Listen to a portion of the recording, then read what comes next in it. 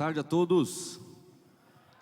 Bem-vindos ao primeiro TDI já feito no oeste de Santa Catarina. É com grande prazer que a Igreja Assembleia de Deus recebe a todos em nossa primeira Assembleia Científica.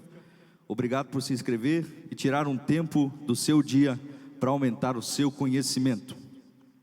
Que hoje todos possam sair daqui com mais conhecimento do que quando entraram, e que seja o primeiro TDI de muitos outros. Eu convido agora o organizador do evento para deixar as suas palavras de agradecimento. Eu saúdo a todos com a paz do Senhor, amém? Eu quero fazer uns agradecimentos especiais, porque se o TDI está acontecendo hoje é porque pessoas se empenharam para que ele acontecesse. Primeiro eu quero agradecer a Deus, porque tudo é para a honra e para a glória dele. Eu quero agradecer ao Dr. Marcos, peço que o doutor fique de pé, por ter aceitado o nosso convite, e mesmo a gente sendo uma cidade pequenininha, né? Ele veio para cá, ele decidiu vir trazer um pouco do conhecimento para a gente e ensinar um pouco sobre ciência para nós. Obrigado, doutor. Eu quero agradecer ao nosso pastor, presidente das Assembleias de Deus de Xanxerê, fique de pé, pastor. Pastor Giovanni, pastor Ademir, ele teve que dar uma saída. Eu quero agradecer, então, em nome de toda a equipe do TDI Xanxerê, pelo apoio do pastor, pelo pastor incentivar a ciência aqui em Xanxerê. Muito obrigado, pastor. Eu quero agradecer a minha equipe, peço que todos levantem a mão. Ali estão ali atrás, vocês são 10, com certeza sem vocês isso aqui não haveria. Obrigado por se empenharem, por vir cedo aqui, por começarem cedo a arrumar as coisas. Muito obrigado, eu amo vocês de coração. Acho que os meus pais não chegaram, queria também agradecer eles, mas que eles vai estar gravado, então eles vão ver. Muito obrigado pelo empenho de vocês, por ter me apoiado tanto. Eu agradeço também os irmãos adventistas que hoje estão aqui. Muito obrigado por estar vindo na nossa igreja, por compartilhar conosco do conhecimento científico. Em nome do pastor Mateus Alves, isso, pastor? Muito obrigado, pastor, pelo apoio, se tornou um grande amigo meu. Também quero agradecer às outras igrejas, aqueles irmãos que são de outras denominações. Obrigado por ter vindo hoje aqui. Xaxim também tem representantes ali, Chapecó também, outras igrejas, pessoas que também não acreditam em Deus também estão aqui hoje. Muito obrigado por você ter vindo aqui. Muito obrigado por você nos possibilitar de mostrar o nosso entendimento para você. Muito obrigado mesmo. Eu quero agora passar a palavra de volta para o Lucas, e eu quero agradecer principalmente a todos vocês. Muito obrigado pelas inscrições, por você ter se comprometido, por ter vindo aqui.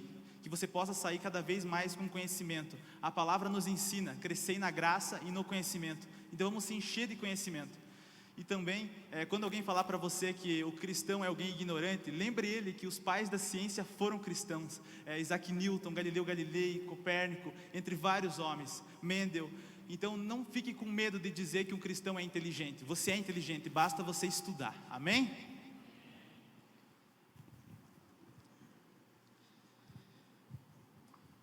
Convido agora o nosso palestrante, nosso grande palestrante, ele que é pós-doutorado no Laboratório Aston de Espectrometria de Massas na Universidade de Purdue, Estados Unidos, membro da Academia Brasileira de Ciências, comendador da Ordem Nacional do Mérito Científico, diretor-presidente da Sociedade Brasileira de Espectrometria de Massa, é também editor do Journal of Mass Spectrometry, JMS Wiley.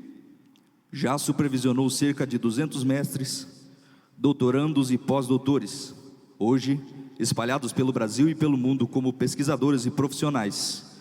Já publicou cerca de 1000 artigos científicos que receberam mais de 20.000 citações em diversas áreas científicas, como química, física, bioquímica, biologia, ciências forenses, farmacêuticas, alimentícias, veterinárias, médicas e de materiais. É defensor e divulgador da teoria do design inteligente. Recebemos agora com uma salva de palmas, Dr. Marcos Eberlin.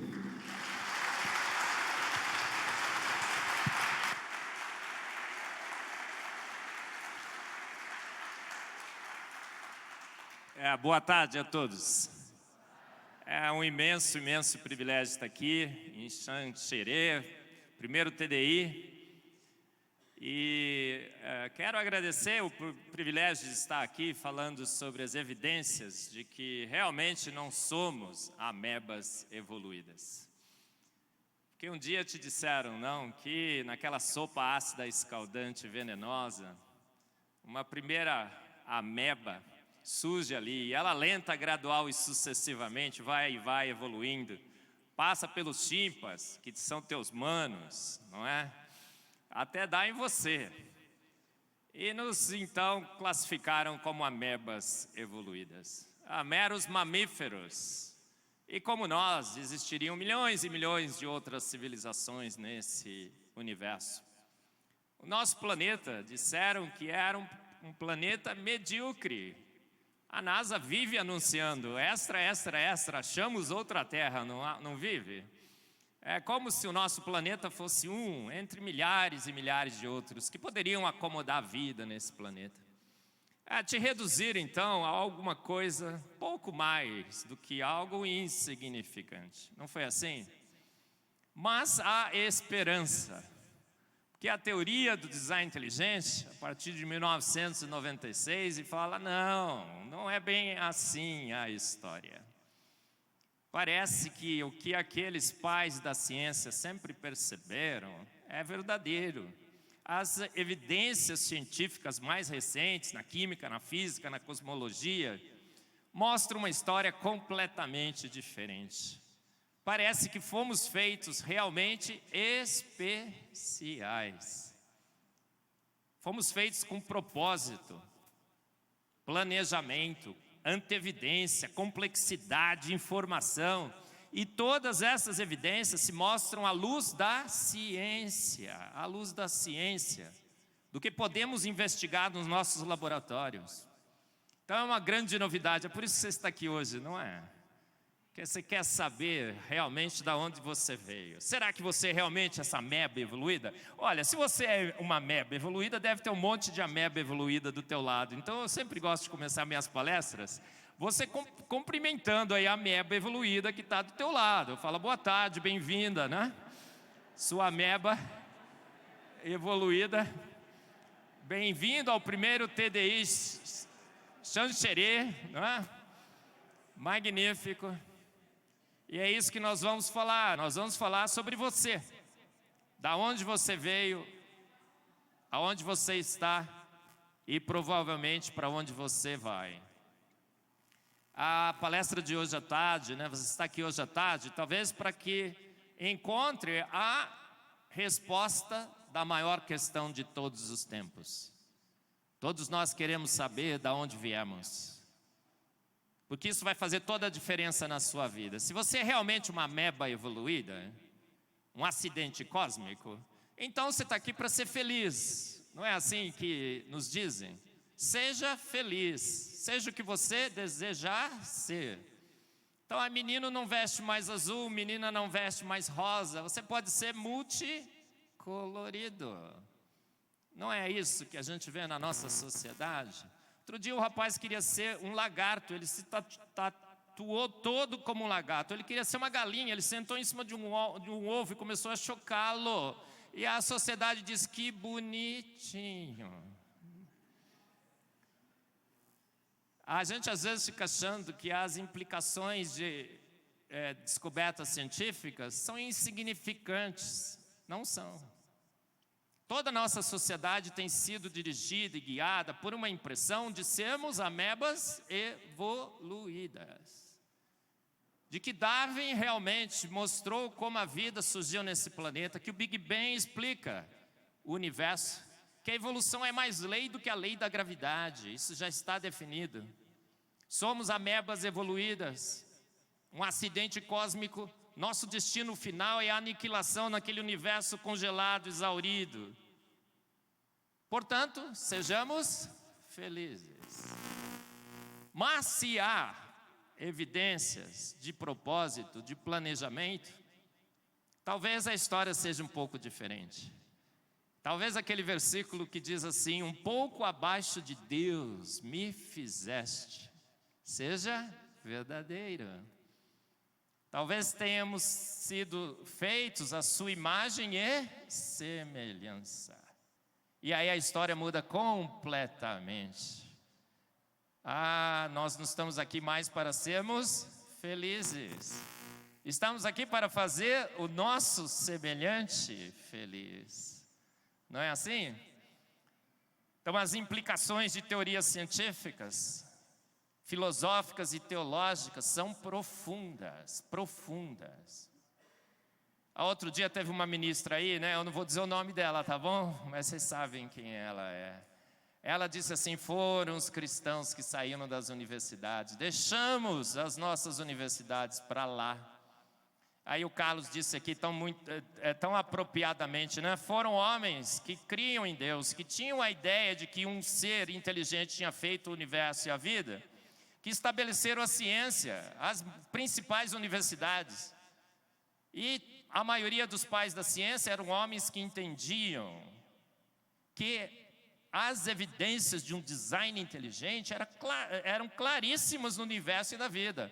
Mas em 1859, um homem escreve um livro, A Origem das Espécies, que fala de tudo, menos da origem das espécies. E que faz duas propostas. Ele não tinha dados, ele não tinha evidências, ele não tinha experimentos. Modificações ao longo de milhões de anos, selecionadas pela seleção natural, criaram a vida, sofisticaram a vida. E a partir do iluminismo, do positivismo e tudo mais, saímos das universidades. E as universidades hoje estão dominadas pelo naturalismo filosófico, por uma ideia de que só há matéria, energia e espaço. A matéria é tudo que existe, existiu e sempre existirá. Darwin é absoluto. Quando o Discovery Mackenzie lançou o seu núcleo ali na melhor universidade brasileira, a Universidade Presbiteriana Mackenzie, gostou dessa, né, pastor?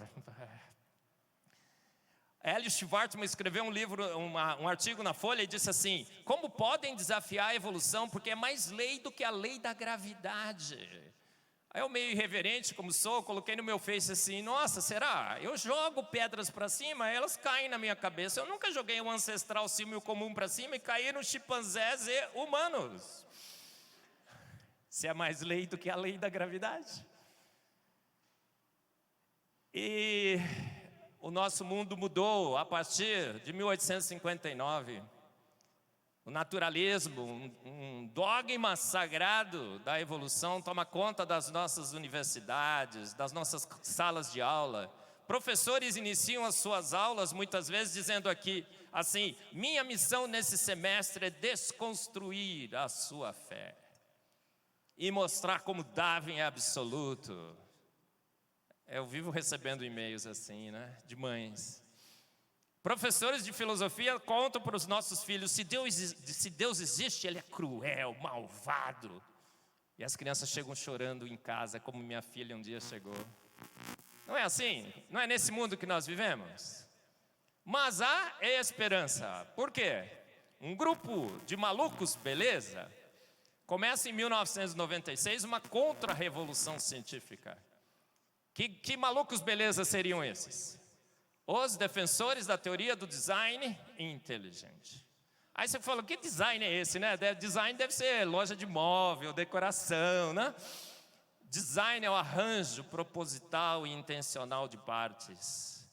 E eles dizem: olha, o universo e a vida foi arranjado em suas partes de uma forma intencional, proposital. Esse design é belo, é magnífico, é simétrico, é exuberante. E esse design, ele é tão claro, tão evidente, que a gente detecta claramente através da química, da física e da biologia. Então esses malucos, beleza? Conhece o maluco beleza, né? Sabe da música?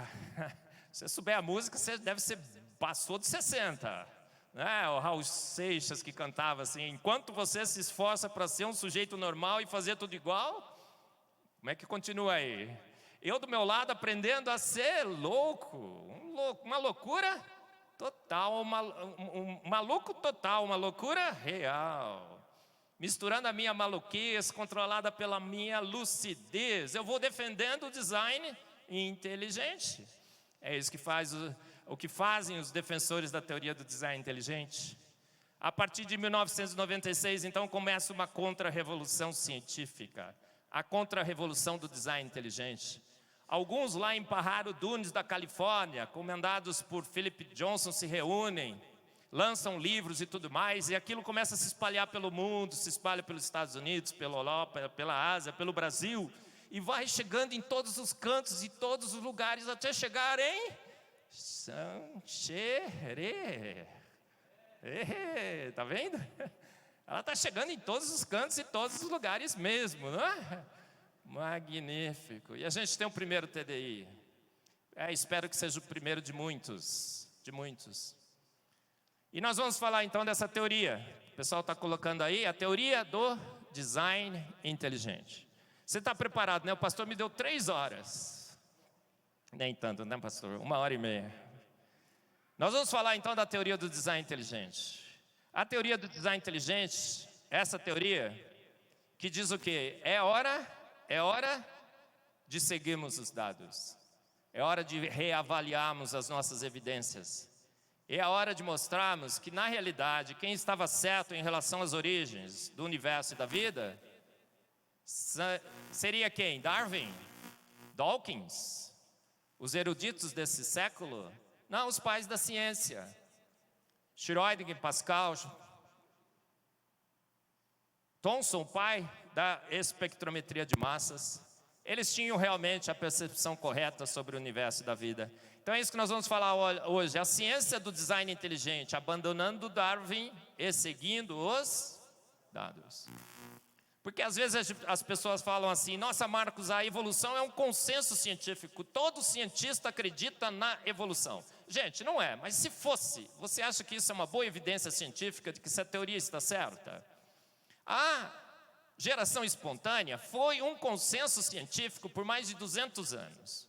Inclusive os professores chegavam nas salas de aula e falavam: queridos alunos, vocês vão repetir esse experimento nas suas casas. Deixe alguns trapos, restos de comida e tudo mais por alguns dias, e vocês verão que aparecerão ratos. Passava a semana, os alunos voltavam e falavam assim: professor, eu fiz o experimento, deu certo. Não era assim? E por mais de 200 anos, uma teoria que foi um consenso científico, que a vida surgia espontaneamente. Bastava trapos e restos de comida. Achavam que os peixes, por exemplo, não tinham órgão interno. Insetos não tinham órgão interno. Se apertava, saía aquela gosminha. Era aquela gosminha. Entendeu? Então, o consenso científico nos diz o quê? A única coisa, o que todos os cientistas podem estar certos, ou que todos os cientistas podem estar errados. Só isso. Então, essa ideia, né, de que é um consenso científico passa a mudar em 1996, porque os dados exigem. Então, quem é que manda na ciência? Essa é a grande questão. Será que é consenso científico? Será que é o Dawkins? O Darwin?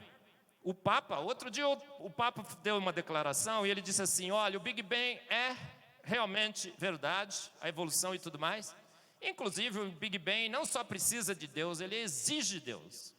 Aí todo mundo falou assim: ó, está vendo, Marcos? O Papa. Eu falei: ah, legal.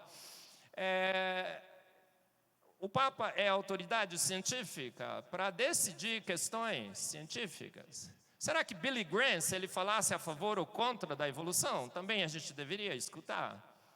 Quem é que é o grande chefe da ciência? Aí me perguntaram assim: Marcos, o que o Papa quis dizer? Eu falei: o que o Papa quis dizer, só o Papa sabe o que ele quis dizer. Porque às vezes a gente fala alguma coisa e depois a gente fala assim: não foi bem isso que eu quis dizer. Nem a gente sabe exatamente o que a gente quer dizer, né? Mas eu disse assim: olha, se eu acho que ele falou alguma coisa, ele falou assim: olha, o Big Bang tem tanto milagre, que só Deus para dar jeito. Entendeu, né? Só Deus para dar jeito. Acho que foi isso que ele quis dizer. Então, mas quem é o grande chefe da ciência? Você está vendo ali, ó, quem é o grande chefe da ciência? O grande chefe da ciência tem um nome e um sobrenome. É o professor doutor dados científicos. Pasteur, com um único experimento, você lembra os balõezinhos, né, que ele fechou e cortou o tampinho e tudo mais? Com balões, em um laboratório, com algumas bactérias, derrubou um consenso científico que perdurava por 200 anos.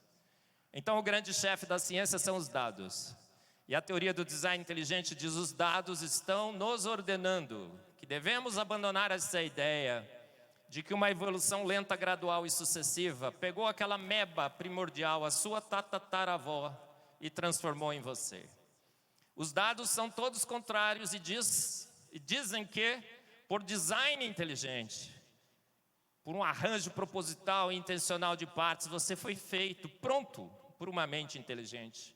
A vida foi feita pronto, o universo foi feito pronto, e todas as evidências mostram isso. Então é isso que nós vamos falar hoje, sobre essa teoria, a teoria do design inteligente.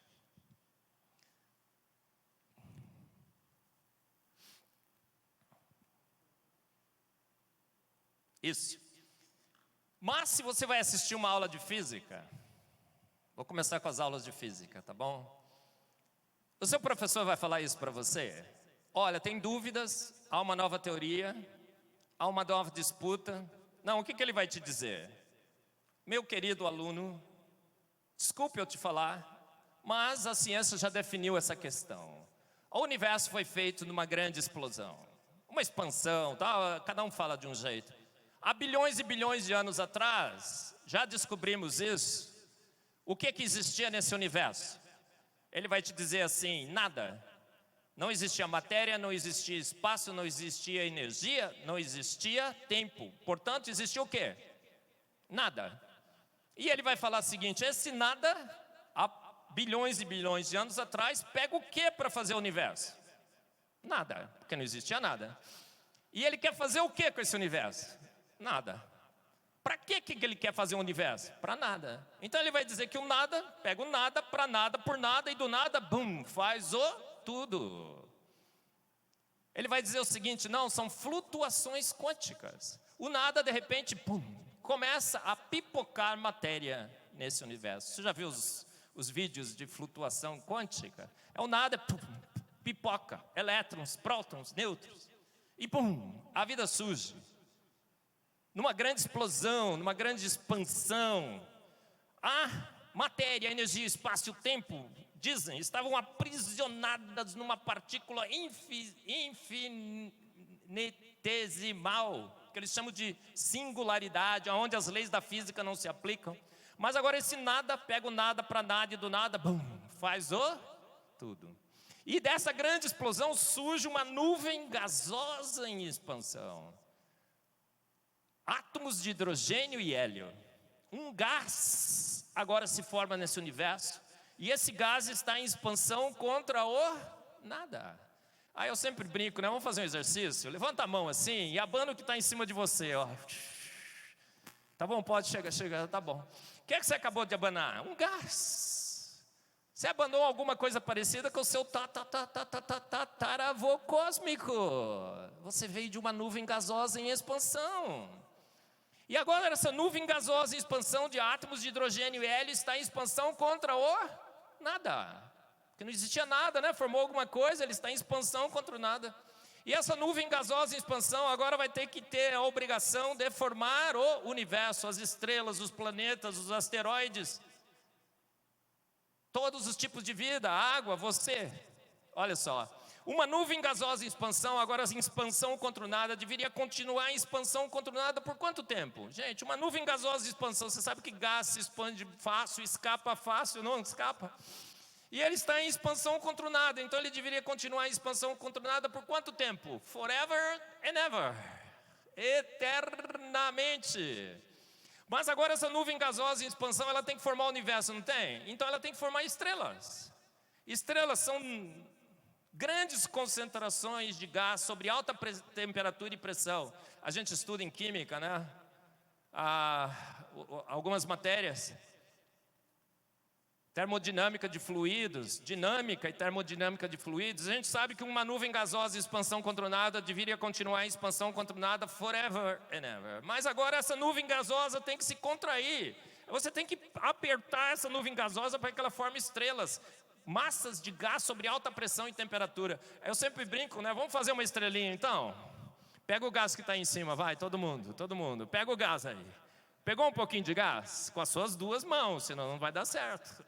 E agora aperta assim, ó, aperta. Vai apertando. Chega, já tá bom.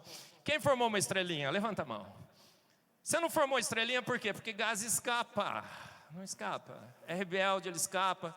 Ele se ele se rebela contra compressões. Mas aí milhões e milhões e milhões de estrelas se formam nesse universo, e ninguém sabe exatamente como.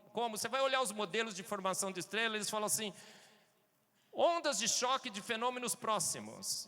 Mas eles não dizem que seriam esses fenômenos próximos. Você vai olhar no modelo, os fenômenos próximos são supernovas, e supernovas são estrelas. É o único modelo que usa estrela para explicar o nascimento de estrelas. Flutuações de densidade.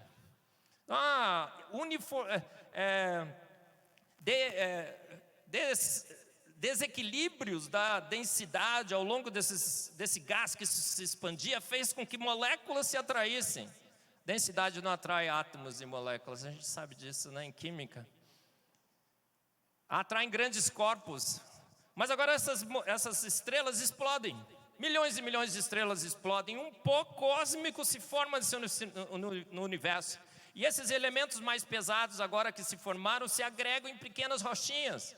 E essas rochas, uma colidem com a outra, batem. A energia cinética dessas rochinhas se transforma em energia interna, funde a superfície das rochinhas e elas grudam uma com a outra. É o efeito super bonder cósmico. Não é? Gruda. A gente já viu duas pedrinhas batendo e grudando. Mas agora essas rochas incandescentes, elas vão aumentando de tamanho, cada vez mais pedrinha bate e gruda, se forma uma esfera de rocha incandescente, o planeta Terra. E essa rocha agora esfria. Mas o planeta é planeta Terra? Não, o nosso planeta é planeta água.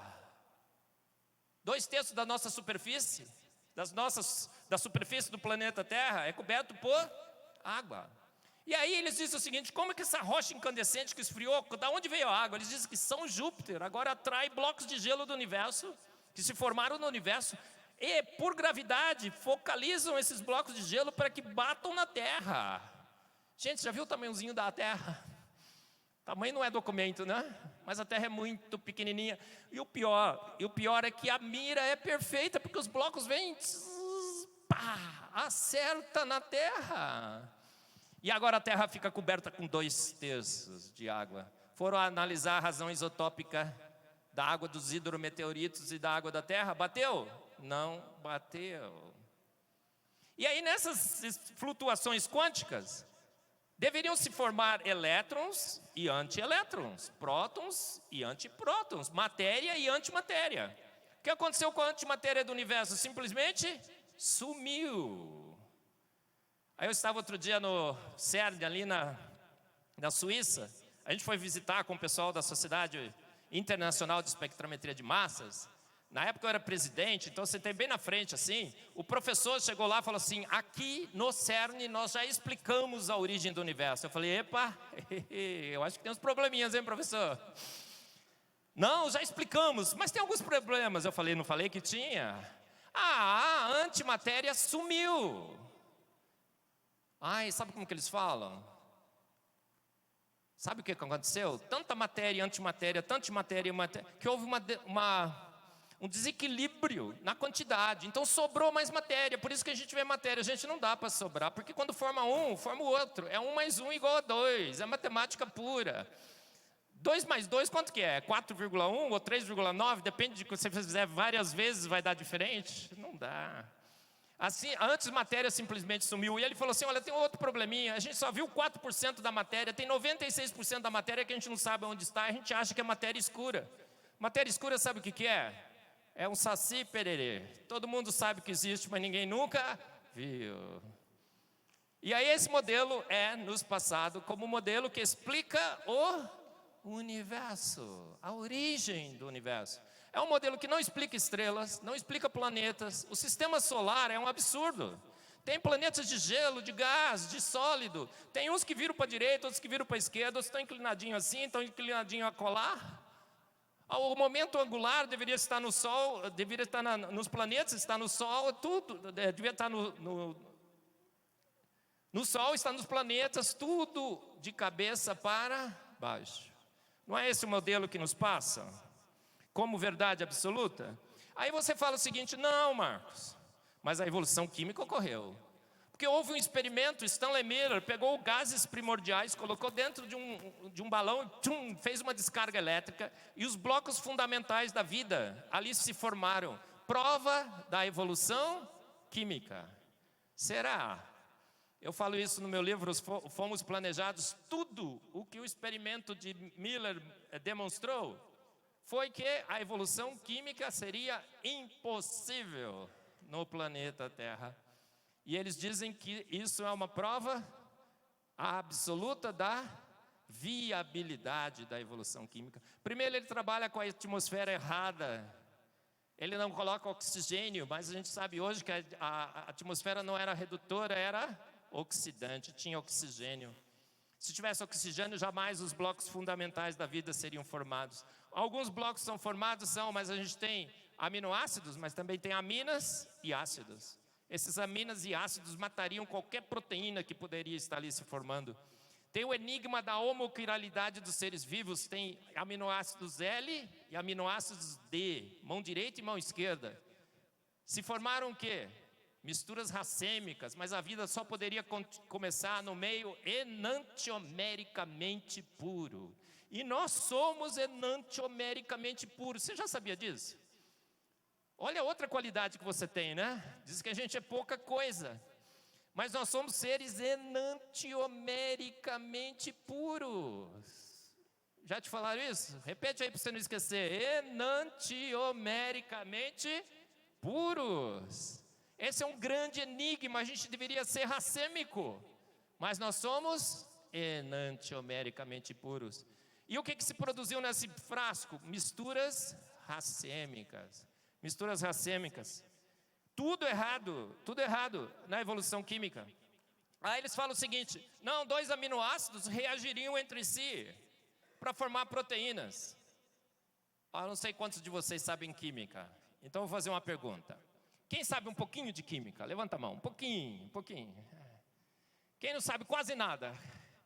E quem é absolutamente ignorante em química? Ninguém quis revelar, olha. Em química, o pastor, né? Não, o pastor sabe um pouquinho. Gente, eu vou explicar para vocês, mesmo que você não saiba química, com luzes, cores, tá bom? Olha só, tá vendo ali? Você tem cores. Para que um aminoácido pudesse formar suas proteínas, dá uma olhadinha lá, o amarelo teria que reagir com o vermelho. Tá vendo ali em cima? Amarelo e vermelho? Deixa eu ver se eu... peguei o ponto. Amarelo teria que reagir com vermelho. Agora, esse amarelo reage contra o vermelho, esse vermelho reage com outro amarelo e o fiozinho vai crescendo. Esse é o princípio básico da formação de proteínas, polimerização com compostos bifuncionais. Mas há um problema nas nossas proteínas. Está vendo esse grupo R aqui, azulzinho? Enquanto nós temos um amarelo e um vermelho, nós temos nos nossos aminoácidos 20 grupos R's diferentes. E sabe o que a gente descobriu? Esses grupos R's podem reagir entre si. Esse R pode reagir com o vermelho e esse R pode reagir com o amarelo. E a probabilidade disso acontecer é inúmeras vezes maior. Mas para que a proteína cresça, você só pode reagir amarelo com vermelho.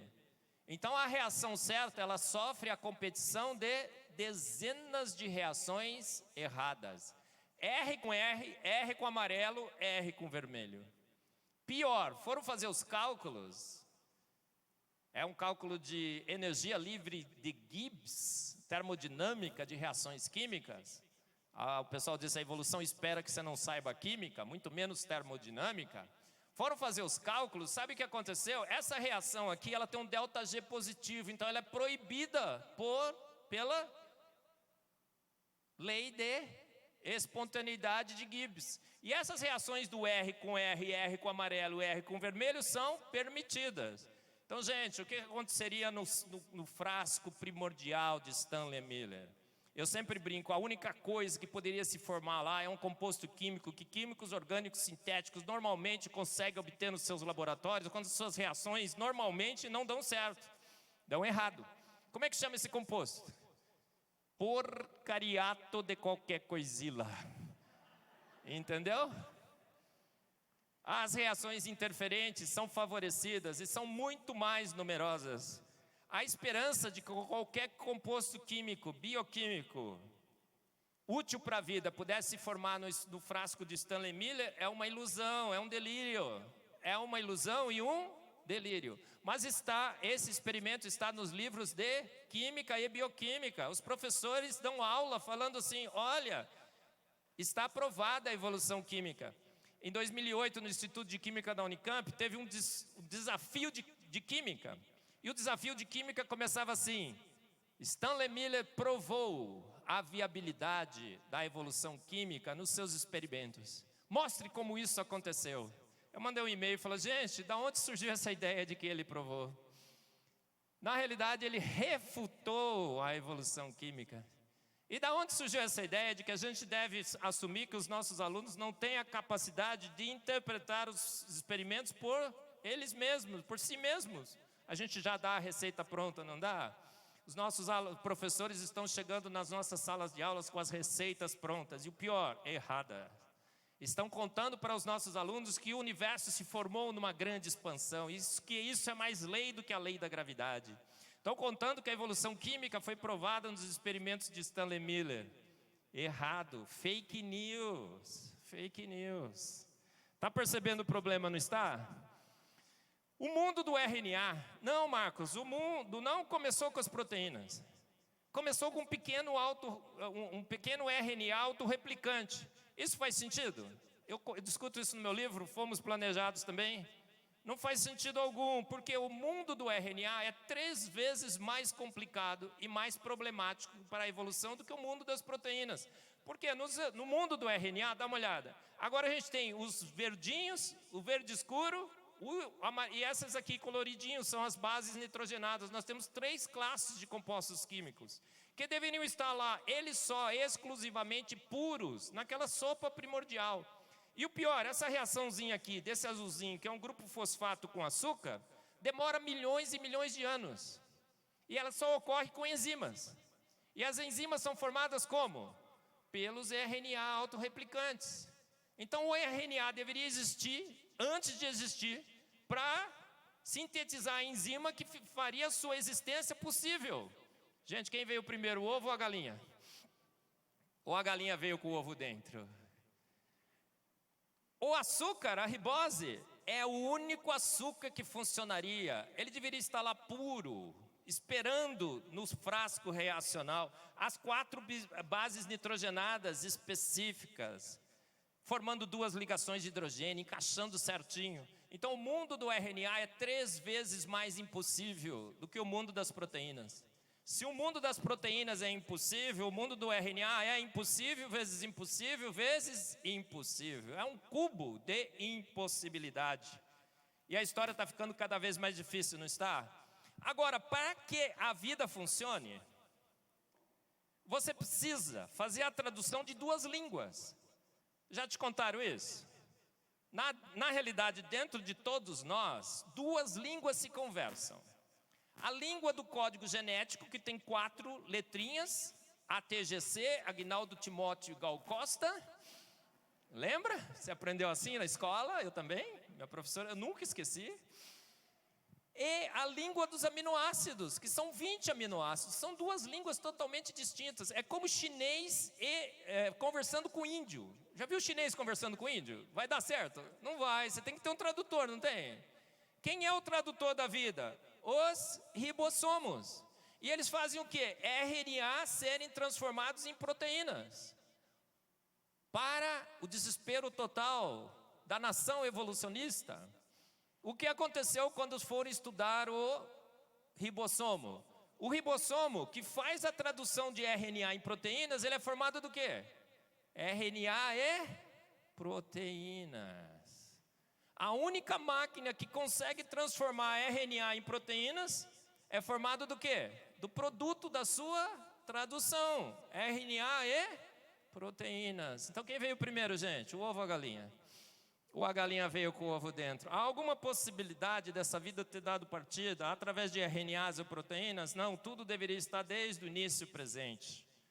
Os ribossomos constitui uma prova evidente desse princípio, o princípio do tudo ou nada, ou tudo deveria estar lá desde o início, ou a vida nunca teria dado a partida, nunca teria dado a partida. E a gente vai agora e abre a aula de biologia, e o professor chega na aula de biologia e diz o seguinte: Darwin mostrou, demonstrou, provou, absolutamente certo, de que um dia nesse planeta uma ameba, naquela sopa ácida, escaldante e venenosa, que um dia se formou, o Darwin disse assim, uma pequena poça quente. Uma ameba se formou e ela foi evoluindo, lenta, gradual e sucessivamente, nas diferentes formas de vida. Olha aqui a sua tataravó, a ameba primordial, e ela foi evoluindo, evoluindo até dar em você. Cadê você aqui, hein? Tem um homem aqui em algum lugar. Aqui, ó, você. E que processos foram esses que transformaram o micróbio na microbiologista? Que agora olha no telescópio o seu tataravô, né? Ela olha e fala, oi vovô.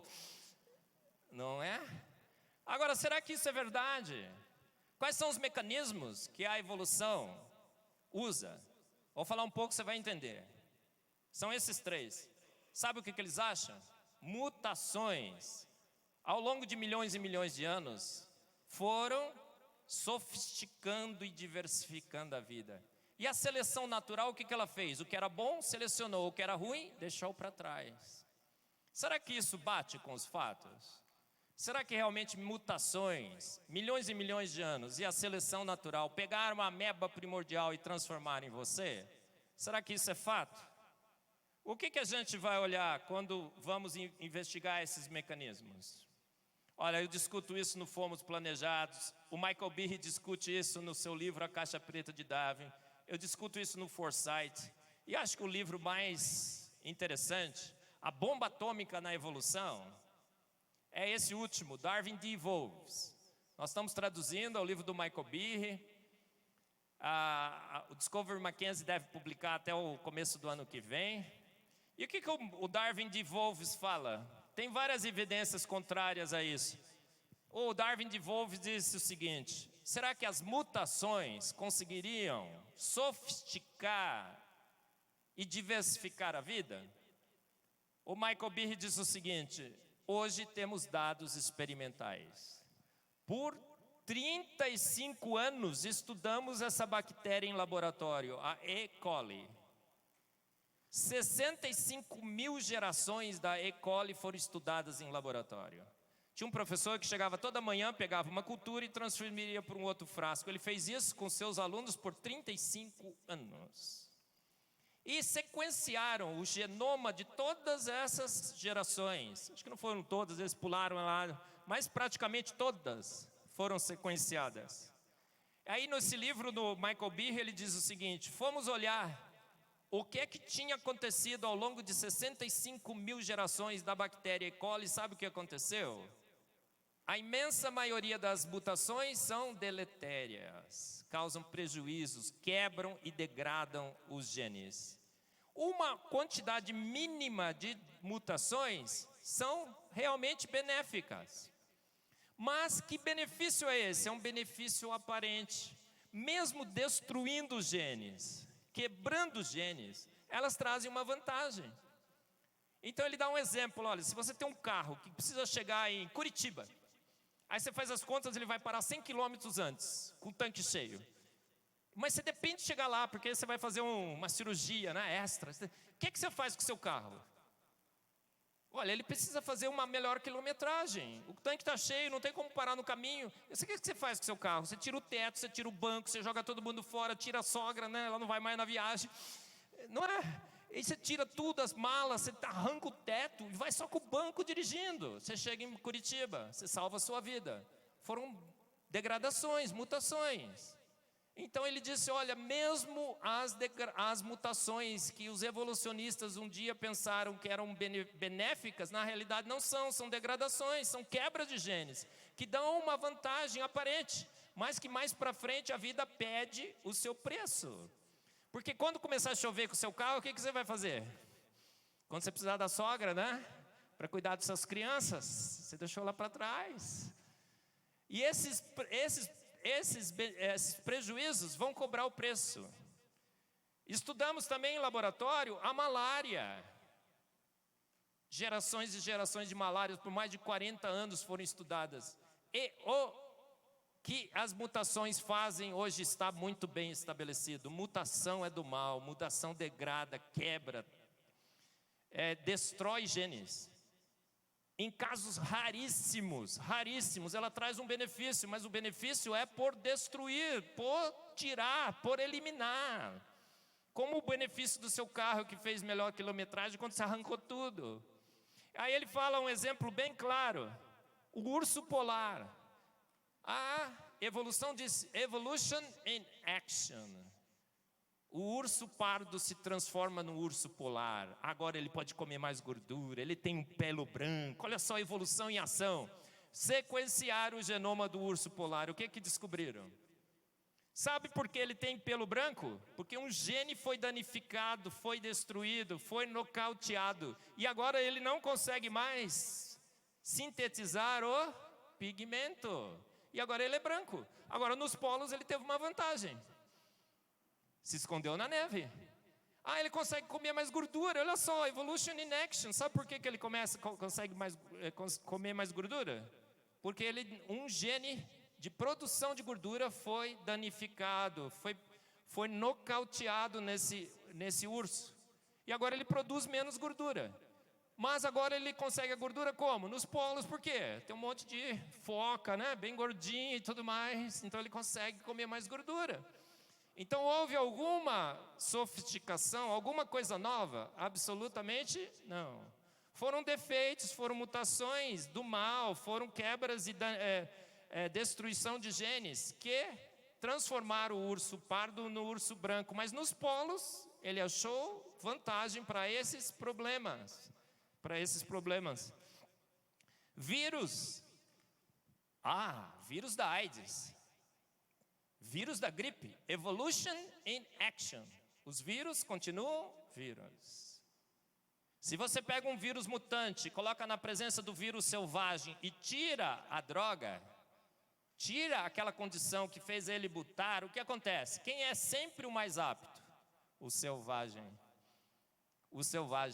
Então hoje nós já sabemos que as mutações não têm sequer uma chance de causar melhoras, sofisticação e desenvolvimento. Nunca uma mutação criou uma nova proteína nesse planeta. Nunca uma mutação criou um novo órgão. E eles dizem que dino virou canário, com novas asas. Um mamífero qualquer, nadando de boca aberta, virou baleia. Uma ameba se transformou nas mais diferentes formas de vida por esse processo. Agora você vai falar assim, nossa Marcos, mas e a seleção natural? A seleção natural não seleciona? Sim. É óbvio que se a gente não consegue comer comida aqui no chão e precisa comer comida, né? E no topo das árvores, e se alguém aparece com uma asa, ele vai ter uma vantagem, não vai? Ele vai voar na árvore e comer a comida antes que a gente. Agora, isso é trivial. É óbvio que quem tem coisas boas teriam vantagens. O problema é descobrir de onde essas coisas boas surgiram. Então a seleção natural pode até explicar o survival of the fittest. Esse é o grande tema da seleção natural. A sobrevivência do mais apto. Mas ela não explica o arrival of the fittest. Como é que ele surgiu? Então a seleção natural é um conceito trivial. Que só diz que quem tem vantagem, tem vantagem. Entendeu? Se você tem uma asa, talvez. Os dados mais recentes do projeto Genoma têm mostrado, inclusive, que até se uma mutação do bem ocorrer num sistema complexo, esse sistema é tão complexo que a seleção natural não consegue enxergar. É uma vantagem tão mínima que a seleção natural não consegue enxergar. Então o papel da seleção natural hoje foi reduzido a 0. Mutação, 0. Seleção natural, 0. Mas e os milhões e milhões de anos? Disseram que se você dá o tempo suficiente, o impossível se torna possível. Na realidade, inevitável, não é assim? Aí eu coloquei no meu livro, então fica pulando, que um dia você chega na Lua. Não é verdade? Gente, pulando você chega na Lua, se você der milhões e milhões de anos, conta processos inviáveis, jamais isso acontecerá. Agora, o pior é que a gente descobriu que, ao longo do tempo, o que está acontecendo com o nosso genoma? Genes estão sendo danificados, quebrados, alterados pelas mutações do mal. Então, o que acontece? O tempo, cada vez que passa, estraga mais a vida. Então, é melhor a vida ter surgido há pouco tempo atrás para a evolução, porque o tempo é o grande inimigo da vida.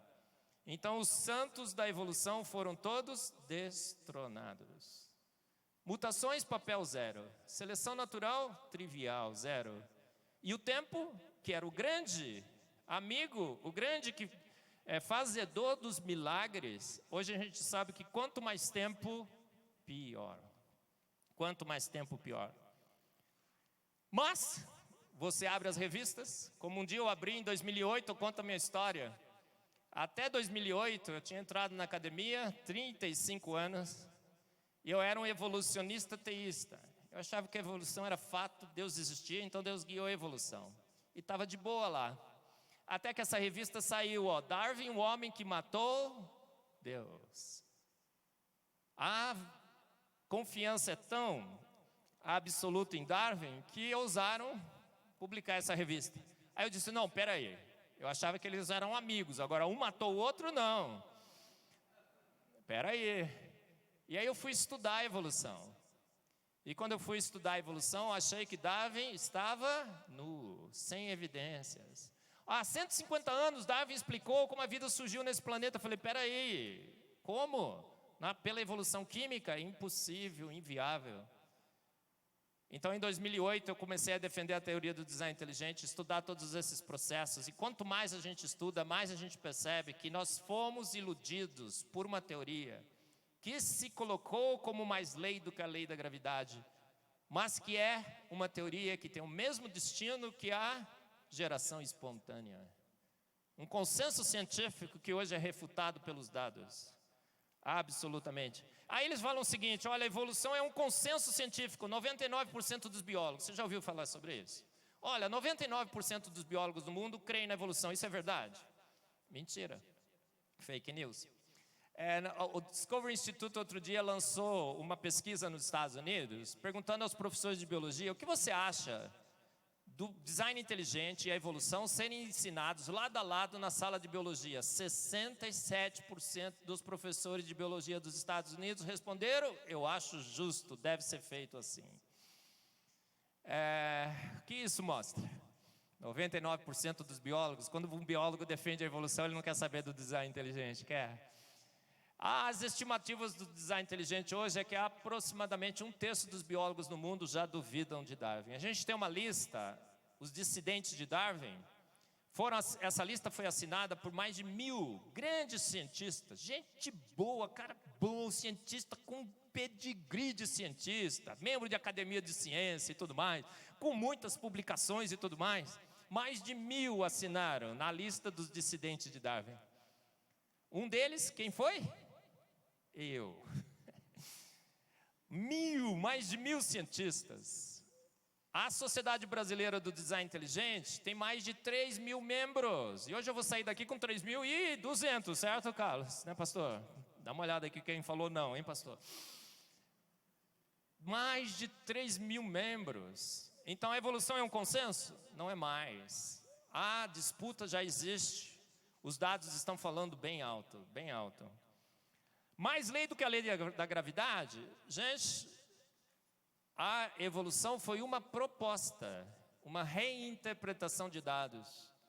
E os dados hoje refutam as propostas, seleção natural, tempo e mutações. Você viu aqui, né? Eu falei sobre isso. Inúmeras evidências genéticas, morfológicas e no registro fóssil. Vou mostrar para vocês. Hominídeos, Marcos. Mas espera aí, o homem de Java, Neandertal, o Homo naledi, a Lucy, tantas espécies transicionais, nós vamos falar sobre elas. Não existe sequer hoje um hominídeo em pé, sabia disso? Todos eles caíram. Vírus, bactérias, já falei. Órgãos vestigiais, Marcos, mas a gente tem um monte de órgão inútil, não tem? O apêndice, o cóccix, as amígdalas, o dente do siso. Os mamilos nos homens servem para quê? Não é verdade? Olha a posição de alguns órgãos. Gente, está mal feito, devia ser diferente. Aí eu falei, você poria onde? Os nossos olhos mal feitos, retina invertida. Não tem tanta evidência em relação a 98% de semelhança do código genético dos chimpanzés, Marcos. Será que isso é verdade? Vamos dar uma olhada então, gente. A gente vai passar rapidamente por essas evidências. O chimpa é teu humano? Eles falam que é absolutamente certo de que o chimpanzé é nosso parente evolutivo, porque nós compartilhamos 98% do nosso código genético. Gente, isso é a ciência da aparência. Conhece a ciência da aparência? Porque é parecido, então? É. Olha, tem uma palestra inteira sobre isso, mas eu vou resumir mais ou menos o que a gente fala sobre essa semelhança. 98%, os dados mais recentes mostram que a gente é pelo menos 33% diferente dos chimpanzés no código genético. É mais de 1 bilhão de pares de bases diferentes.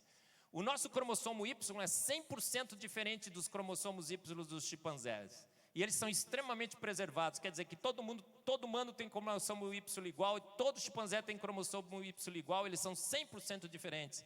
Nós somos 67% diferente em telômeros. 67% diferente em telômeros.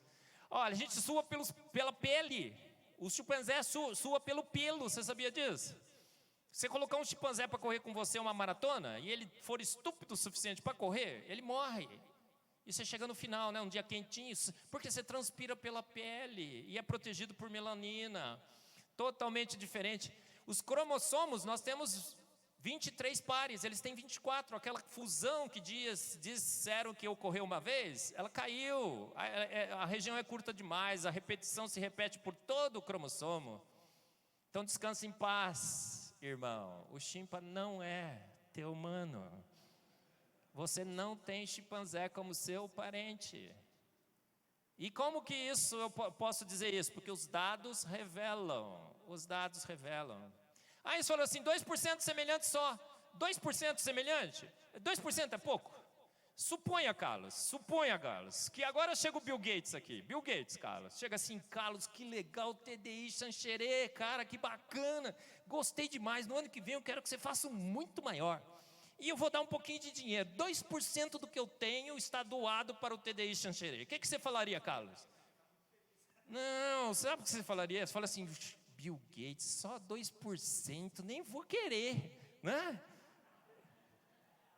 A gente fica pensando, quando fala 1, 2%, a gente fica achando que é pouco, né? Os evolucionistas nos convenceram com essa história. Olha só, é 2%, pouquinho. Gente, eu falo que esse é o efeito Bill Gates. É 2% de 3,2 bilhões de pares de bases. Já seria uma enormidade, 600 mil bases. Mas é 2 só? É 33. E as mutações poderiam ter transformado um chimpanzé, um ancestral símio comum em chimpanzés humanos? Mutações do bem? O que o Michael Behe mostrou? Nenhuma mutação sofistica. Nada vai para frente. Quando parece que vai para frente, é porque ele recuou. Às vezes recuar é bom, não é? Recuou. Incrível, né? Então esqueça essa história que o chimpa é teu humano. Gente, em 2012, saiu um paper na Science. Science é o principal magazine científico, né? Science e Nature. Numa caverna de Manise, foram lá cavocar, acharam 5 crânios. Na mesma caverna, e de Manise é Geórgia é perto da Ucrânia, da Rússia ali. 5 crânios, os 5 crânios de Manise. Eu conto essa história do meu livro também. E aí, foram pegar todos os crânios. Um em particular é emblemático, é o crânio número 5. Olha o que aconteceu com o crânio número 5. Mandaram para os paleontólogos avaliarem. Olha o que aconteceu. O queixo é Homo rudolfensis. O crânio é o Homo habilis. E a face aqui e tudo mais do Homo erectus. Características de 3 hominídeos diferentes no mesmo crânio. Pode? Não pode. Será que o queixo viveu numa era e a face na outra, o crânio na outra? Sabe qual é a conclusão desse artigo? A variabilidade dos crânios humanos é tremenda.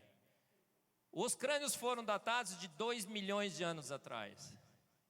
Significa que há 2 milhões de anos atrás a variedade era igualzinha. Eu brinco, né? Se vocês todos morrerem e forem fossilizados, vai chegar um paleontólogo evolucionista aqui e vai falar assim: olha, tá vendo? Homo rudolfensis ali.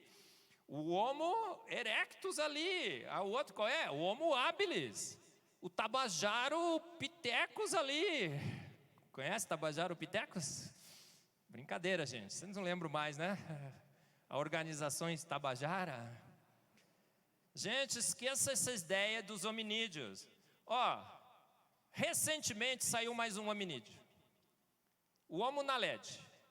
A Lucy, tudo já caíram tudo, tá? O homem de Neandertal diz que é um bruto, né? Uma coisa feia assim, que não sabia falar nada. O homem de Neandertal era mais alto que você. Ele tinha uma caixa craniana maior que você. As suas ferramentas eram melhores do que os homens que viviam na sua época. O que acontece? Ele era mais inteligente que a gente.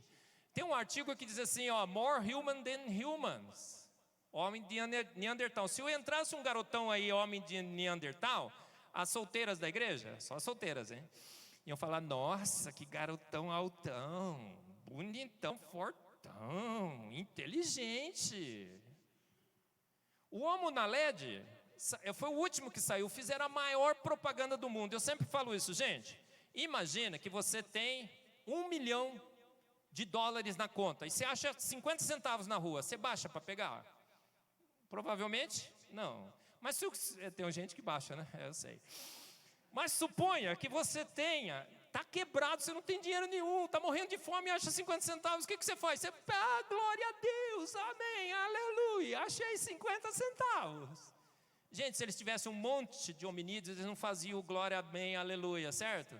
Acharam fizeram a maior festa. Aí, não fizeram a datação com carbono 14, foram fazer a datação com carbono 14, sabe o que aconteceu?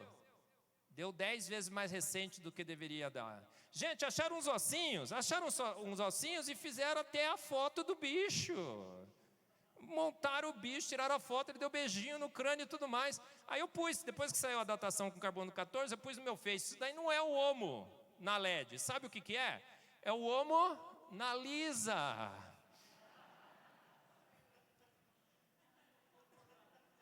Uma pura obra de arte. Não coloca sua fé nos hominídeos. Não dê 1 centavo para nenhum deles. Nenhum deles sobreviveu, todos eles caíram. O último caiu também. Gente, a evolução disse que nós tínhamos raças. Raças superiores e raças inferiores. A eugenia esteve na Alemanha, esteve nos Estados Unidos, esteve no Brasil. Cientistas brasileiros propagaram a eugenia no Brasil. Por quê? Porque raças inferiores teriam que ser eliminadas. Você é negro? Você teria que ser eliminado. Nos Estados Unidos, negros ficaram em jaulas, em zoológicos, junto com chimpanzés. Em Nova York. Otto Benga, ele se suicidou depois de ficar numa jaula. Era um pigmeu africano, negro. Tinha família, tinha filhos. Foi colocado junto de uma jaula. As consequências das ideias científicas para a nossa sociedade são profundas, não são? Nos colocaram como raças superiores e inferiores. Há uma ideia ainda que permeia a nossa sociedade, que a raça negra é menos intelectualmente capaz do que a raça branca. Gente, você é branco. Aí, às vezes, você é branco, que nem uma lagartixa, chega na frente do espelho e fala: Senhor, graças te dou porque eu sou branco. Você tem que dar graças a Deus? Não, você é um deficiente de melanina. Sabia? Quanto mais melanina, melhor. Você está protegido a sua pele, você envelhece menos, você tem menos câncer de pele, você O negão tem 90 anos, você olha para ele, 45, 37. Não é? O melhor cabelo é o cabelo Black Power, te protege o seu cérebro, não é uma molinha. Você sua no cabelo Black Power, fica preso geladinho, é um capacete com ar-condicionado. E eu aqui, né, tentando arrumar o meu cabelinho com aquele grande cabeleireiro aqui de Xanxerê, o melhor de todos, o Marcos, é magnífico. Cadê você, Marcos? Ah lá, o melhor. Ei, olha, vocês gostaram do meu novo corte, né? Lindo, magnífico. Se gostaram, foi ele que cortou. Se não gostaram, ele não entendeu o que eu quis dizer, né? Não foi assim, Marcos? A gente combinou isso aí.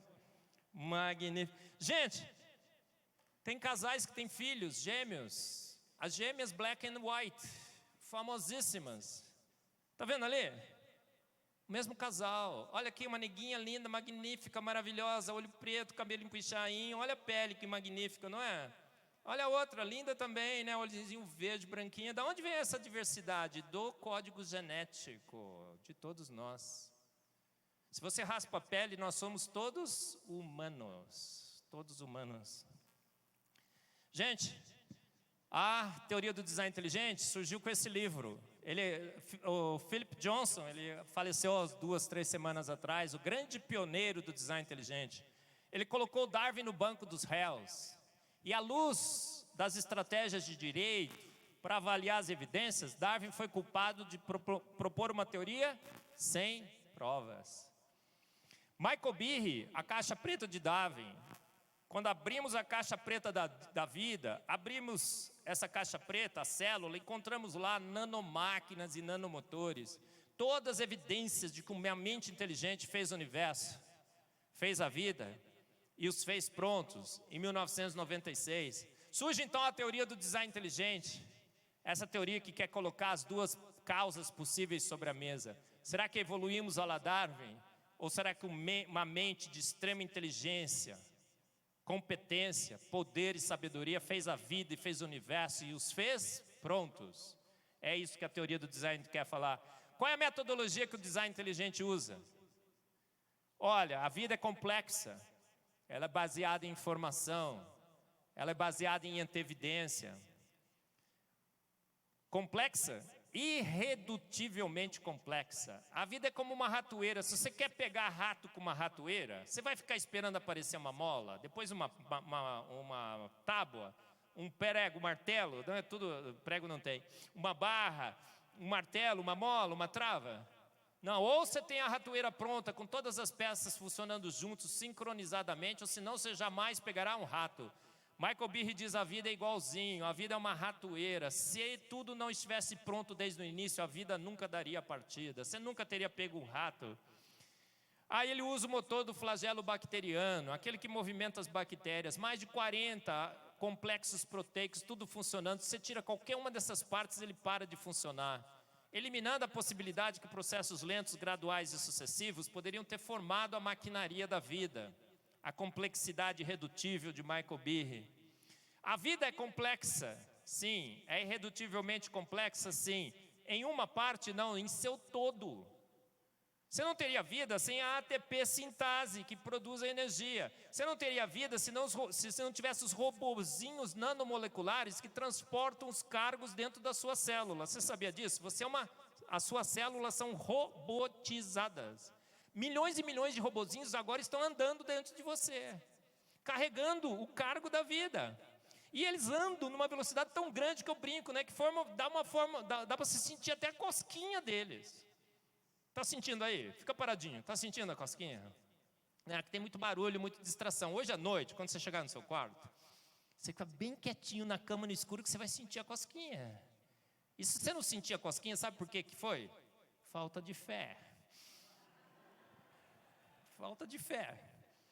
Gente, tudo é a informação. A TGC, Aguinaldo Timóteo igual Costa. A informação é arbitrária, totalmente arbitrária. Está vendo as 4 bases? Quem que disse que aquelas 4 bases, CTA igual a valina? Ninguém, totalmente arbitrária. O ribossomo, eu já falei, teria que estar desde o início, senão a tradução do código genético em proteínas nunca funcionaria. E o ribossomo é formado do produto dessa tradução, proteínas e RNA. Então quem veio primeiro, gente, na vida? O ovo ou a galinha? Quem vota pela galinha? Quem vota pelo ovo? Quem, como eu, vota pelo galinha com o ovo dentro? Gente, a galinha veio com o ovo dentro, plenamente formada, já com o ovinho pronto para botar. Passou umas horinhas, botou e chocou. Gente, antevidência genial. Eu sempre uso esse ratinho, né? Somente mentes inteligentes conseguem avaliar um sistema antes dele funcionar e perceber nesse sistema um problema mortal. O ratinho está pensando ali, se eu pegar esse queijinho, bom, hein? Mas acho que vai dar problema, vai dar pau. Que problema é esse? Ele falou, nossa, se eu pegar esse queijinho, vai soltar essa travinha que vai soltar aquela barrinha, aquela molinha e pá na minha cabeça. E de antemão ele vai lá e providencia a solução, o capacete. Somente mentes inteligentes têm essa capacidade de antevidência. E a vida está repleta de exemplos de antevidência. Repleta de exemplos de antevidência. A fertilização do óvulo. Eu sempre dou esse exemplo porque é muito legal. Gente, no dia que você foi fertilizado, não nasceu, mas fertilizado, 9 meses antes do seu nascimento, naquele santo dia, naquele santo lugar, porque foi santo, não foi? O lugar, o dia, foi magnífico, não foi? Sua mãe encontrou o seu pai. Magnífico, não foi? Senão você não tinha nascido. Mas o seu pai entrou com quantos espermatozoides? Nessa corrida da vida. Quantos espermatozoides seu pai entrou? Com quantos? 200 milhões. Agora sua mãe entrou com quantos óvulos? Um único, porque mulher com um único só resolve. Homem tem que exagerar mesmo. Né? A mulher um só dá conta. Agora homem, 200 milhões para chegar a quantos? Quantos espermatozoides do seu pai chegaram ao redor do óvulo da sua mãe? 200, não. Tá vendo ali, gente? O cara calculou direitinho. Mas 200 espermatozoides, por que ele calculou 200? Porque ele falou assim, espermatozoide é macho. Vai parar para tomar uma. Vai perder o caminho, vai virar para a direita, a direita vira para a esquerda vira para a direita. Sabe como o homem não tem noção de direção, né? E o homem não pergunta, né? Ele erra o caminho e continua. Ele falou assim, fez todos os cálculos, chegaram a 200. Ele falou, mas vai dar pau. Porque quantos espermatozoides do seu pai perfuraram o óvulo da sua mãe? Um único. Mas por que mais não perfuraram? Se tivessem 2 espermatozoides do seu pai perfurado o óvulo da sua mãe, você estaria sentadão aí hoje? Não. O que aconteceria? Polispermia, um grande problema. Sua mãe teria morrido de um tumor. E você, seria o quê? O tumor. Mas, imediatamente após a primeira perfuração de espermatozoide do seu pai no óvulo da sua mãe, fez assim, crack, crack, endureceu e o segundo espermatozoide não pôde perfurar. O que é isso? É antevidência de problemas. O sujeito falou assim, vai dar pau, eu tenho que endurecer o óvulo. E ele endureceu, não é? Gente, o barulho é tão grande que dá para escutar. Com as mulheres, quem já teve filho aqui? As mulheres, levanta a mão. Mulher que já teve filho. Irmã, escutou o barulhinho? Não. Você sabe por que vocês não escutam o barulhinho? Porque vocês ficam distraídas. Estava distraída, da próxima vez presta mais atenção. Dá para escutar, faz crack, endurece o óvulo, magnífico. Antevidência, para lá de genial. Gente, então o teste de QI do design inteligente é assim, a gente soma a complexidade, a gente soma a informação, a gente soma a antevidência e calcula o coeficiente de inteligência do universo. Se esse coeficiente for baixo, Darwin está certo, forças naturais. Mas se for alto, design inteligente. A gente vai calcular o QI do universo da vida, dá um infinito. E cada vez que a gente estuda, esse infinito aumenta mais. Na realidade, a gente vai além do infinito. E dá para ir além do infinito, não dá? Eu sempre falo isso, né? Por quê? Porque um filósofo muito famoso disse isso, que dá para ir além do infinito. Quem foi esse famoso filósofo? Buzz Lightyear. To infinity and beyond. Ao infinito e além. Gente, olha, uma série de livros foi escrita do design inteligente. Você tem que ler, né? Crescei na graça e no conhecimento. Estais sempre prontos a dar razão da vossa esperança. A fé é o firme fundamento. Gente, crer em loucura é loucura. Quem crê em ET, chupacabra, fala da madrinha aqui nessa igreja? Alguém crê? Pastor, fica de olho. Quem crê no Henrique Cristo? Você crê num Deus que matou a cobra e mostrou o pau, e a cobra morta, não é assim? E você está pronto para dar razão dessa sua esperança, não está? Olha os livros do Design Inteligente. Esse já foi traduzido, Cultura Cristã, Universidade Presbiteriana Mackenzie. O Darwin, a Caixa Preta de Darwin, já foi traduzido. A gente vai oferecer no final para vocês. A tradução foi magnífica, excelente, fantástica, super bem traduzido. O cara que traduziu é um cara fantástico, lindo, maravilhoso. Quem é que traduziu? Eu. Gente, o planeta privilegiado, o planeta Terra tem 1.200 condições únicas que só o planeta Terra tem. O planeta Terra é sobrenatural, é um milagre, não existe outro, tá? Quando a NASA anunciar outro, vai no Procon. Não existe outro planeta igual ao planeta Terra. A gente habita a suíte presidencial do universo. A assinatura, ele assinou, ele pôs lá, made by God. Feito por Deus. Sabe por que ele assinou? Porque tem assinaturas indesculpáveis, químicas. Ele não pôs letras, mas ele pôs a troca da ribose pela desoxirribose, da uracila pela timina, coisas magníficas no nosso DNA. Darwin's Doubt, você vai no registro fóssil, o que você encontra? Evidências e mais evidências de design inteligente. Zumbi Science, uma ciência dos mortos-vivos.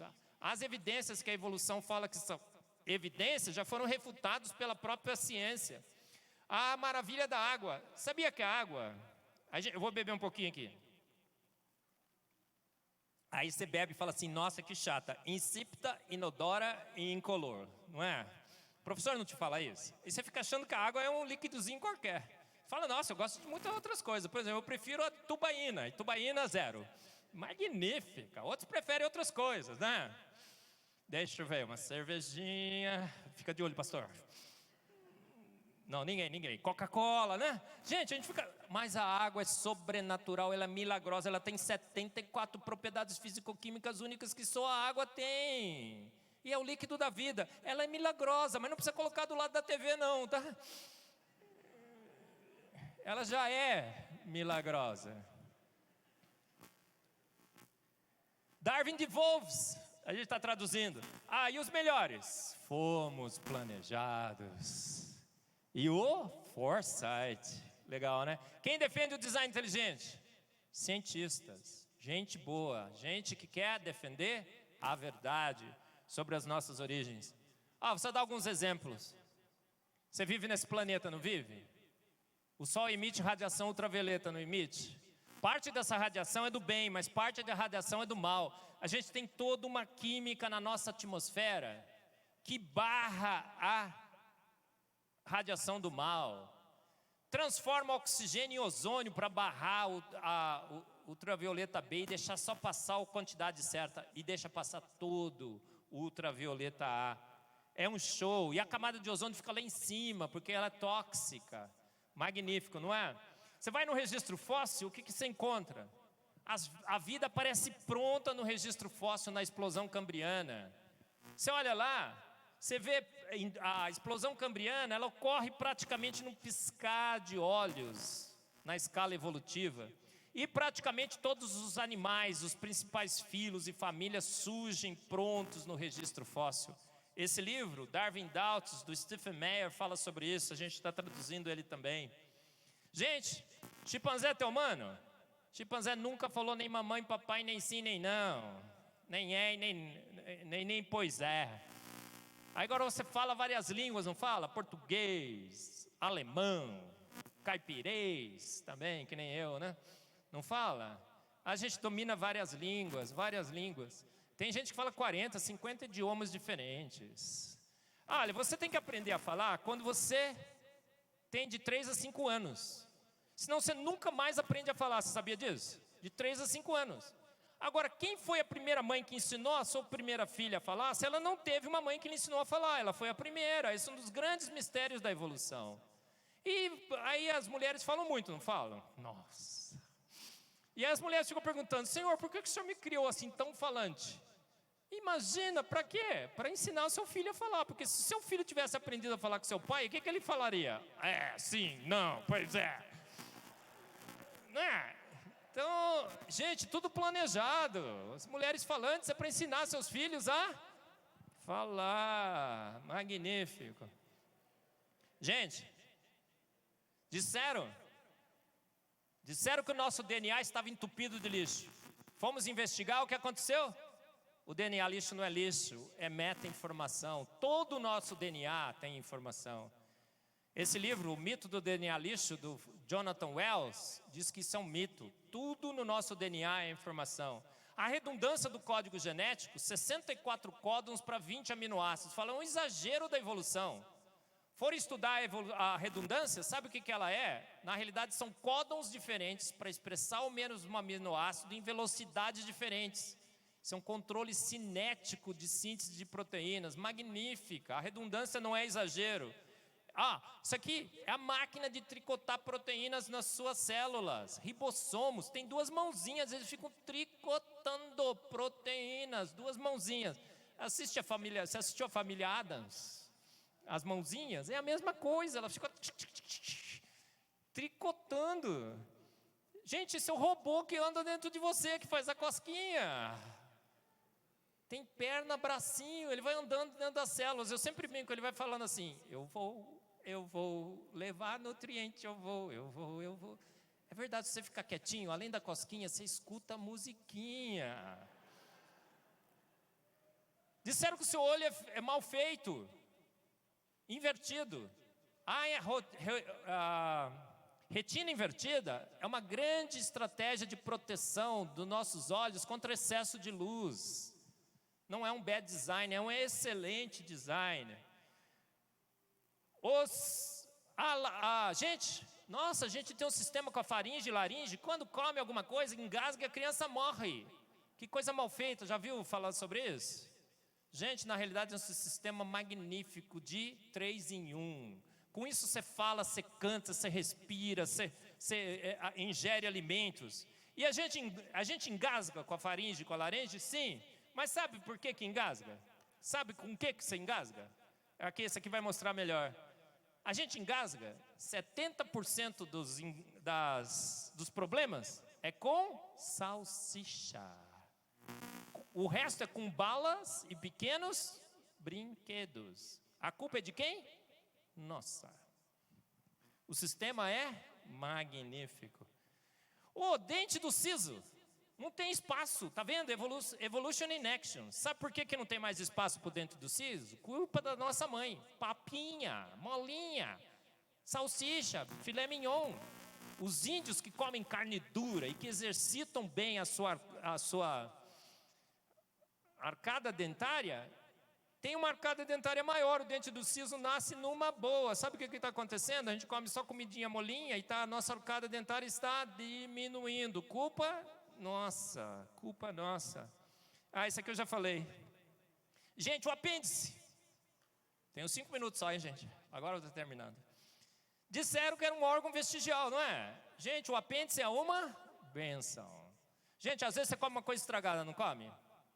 E aí você chega em casa e tem aquela bênção da diarreia. Sabia que a diarreia é uma bênção? Por quê? Por que é uma bênção? Uma lavagem a jato. É uma lava-jato. Ela faz assim, ó. Chua, chua, chua, chua, chua, chua. Pronto, você está pronto para a próxima. Mas quando a diarreia lava, ela leva as suas bactérias intestinais. E o apêndice faz o quê? Ele guarda, fica lá bonitinho. As bactérias do bem, do seu trato intestinal, ficam protegidas num evento de diarreia. Passada a diarreia, o cara fica ali na porta e falou, ó, chua, chua, chua, chua, acabou a chua, gente, pode sair. Ele repovoa. Fantástico, né? O cóccix, disseram que é uma cauda vestigial que você tinha com os macacos. Gente, se você cair e fraturar o cóccix, provavelmente você não consegue nem levantar. Ele é um osso extremamente importante, ele sustenta vários dos seus músculos. Fantástico! Olha, dá uma olhada, tá vendo os músculos? E se você olhar bem, bem, bem, você vai perceber o mais importante. Percebeu? Passar para o próximo. Ciência dos Mortos-Vivos, a gente vai traduzir esse livro. As mariposas de Manchester, acabou a poluição, a cor voltou para o normal. Os tentilhões de Darwin continuam tentilhões até hoje. O bico só mudou de forma. Quando a seca acabou, o bico voltou para o normal. Zero de evolução nesse exemplo. Zero. Os embriões de Haeckel que estão nos nossos livros são forjados. Quanto mais novo, mais parecido? Não. Quanto mais novo, mais diferente. Aquilo lá é forjado, está no livro de biologia. O selacanto era o seu tataravô. Fala oi, vovô, para ele. Fala oi, vovô. Era a forma mutante entre os peixes e os anfíbios. Falavam, olha a barbatana mutante. Foram pescar e o que encontraram? O seu tataravô nadando nos mares. 200 milhões de anos ele lá numa boa. Numa boa. Gente, golfinho usa ecolocalização. O morcego usa ecolocalização. O mesmo sistema. Em posições totalmente diferentes na árvore da vida. Dá um milagre para a evolução de lambuja, tudo bem, mas o mesmo milagre repetindo-se milhões de anos à frente, em pontos distintos da árvore da vida, é muito mais provável que seja um projeto de design inteligente. Dinossauros foram extintos há 60 milhões de anos atrás? A Mary Schwartzman, uma paleontóloga nos Estados Unidos, achou um osso de T-Rex, mandou buscar com um helicóptero, não cabia dentro do helicóptero. Sabe o que o cara fez? Eu acho que ele chama Manuel Joaquim. Cortou o osso. Entendeu, né? Por que ele chama Manuel Joaquim? Com aquela lógica portuguesa, falou, não cabe no helicóptero, corta. O osso cheirava mal, tinha tecido mole, fizeram o proteoma do dinossauro. Proteínas intactas, significa o quê? Que dinossauros foram extintos, talvez, há centenas, milhares, mas nunca milhões de anos atrás. Dinossauros comiam pássaros. E os pássaros, segundo a lenda evolutiva, são os sucessores dos dinossauros. Dá para comer o seu sucessor na escala evolutiva? Não. Esse aqui, ó. Darwin um dia escreveu, estou terminando, hein? Certinho, hein, pastor? 6 horas. Olha só, ele falou assim, gente, a contemplação das penas de pavão me perturba a alma, me faz sentir doente. Darwin não gostava de pavão. Sabe por quê? Porque é muito difícil você explicar aquelas cores no pavão e aquela cauda magnífica e exuberante que ele tem. Darwin disse o seguinte, não pode ser seleção natural, porque, gente, você já viu que aquilo lá é um estorvo para o pavão, você já viu o pavão, né? Você fica olhando e fala, cara, aquilo lá dá um trabalho para ele carregar, não dá? Escapar melhor de predador com aquela cauda não foi. Aí o Darwin disse o seguinte, isso é seleção sexual. As fêmeas, cada vez que vinha um pavão mais bonitinho, com a cauda mais coloridinha e tudo mais, dava preferência para o pavão colorido e preteria os menos coloridos. E aí foi preservando por seleção sexual. Agora eu vou fazer uma pergunta só para as mulheres de novo. Homens, fiquem quietos. Mulheres, principalmente as solteiras. Se entrar um garotão lá, todo colorido, apavoado, cheio de penugem, você vai dar preferência para ele? Fala a verdade. Não, né? Mulher prefere essas coisas? Não. Diz que mulher gosta de dinheiro, verdade? Mentira, mulher gosta de gastar dinheiro. Não é verdade? Aí foram fazer a pesquisa com a pavoa para ver se elas preferiam um pavão mais colorido. Sabe o que deu? Não. O que as pavoas preferem? Acoustic signaling. Sabe o que é acoustic signaling em bom português? Boa cantada. É o pavão que canta melhor. Por isso que tem tanto homem feio casado com mulher bonita. Dá uma olhada aí, olha aquele ali, cara, que horroroso. Mas ele tem um bom papo, né, irmã? Tem um bom papo. Gente, caiu essa história de seleção natural. A pavoa escolhe o pavão que canta melhor. Então o que é isso? É um jogo, sabia que a cor é um jogo de ótica, iridescência. As penugens na pena do pavão pegam a luz branca, enaltecem com uma cor e destroem a outra. Um jogo de ótica magnífico. Conclusão, toda a ciência das nossas origens terá profundas implicações filosóficas e teológicas e se confundirá necessariamente com religião. A evolução se estabeleceu sem resistência e sem provas. E depois de 150 anos continua sem elas. A evolução tem uma forte adversária hoje, a teoria do design inteligente, que está vencendo este embate científico de goleada. A lista dos dissidentes de Darwin. Aqui não, esse é um congresso que foi feito. Eu não vou falar sobre ele. Gente, tem gente entre nós que acha que Deus guiou a evolução. Isso faz sentido? A evolução é fato, Deus existe, Deus guiou a evolução. A evolução é fato, ela é boato. Peça a seu Deus de volta. Ele não guiou a evolução. Olha como é que está a disputa, tá vendo? Legal, né? Não gostaram dessa, gente? Tão legal. Esse aqui é o Michael Behe pelo design inteligente. Esse é o Darwin. A força dos dados. Por que o design inteligente está ganhando essa batalha? Michael Behe esteve no Brasil, a gente esteve com ele em vários lugares. E uma das fotos que a gente tirou lá no NASP, na segunda melhor universidade brasileira, viu, pastor Mateus? Cadê ele? Segunda, lá encostadinha no Mackenzie, tá? O que aconteceu? Olha lá, no NASP. Aí aqui é o Michael Behe, a gente tirou essa foto que é emblemática, é histórica. Por que o design inteligente está ganhando? Percebeu? Perceba, por que o design inteligente está ganhando essa batalha?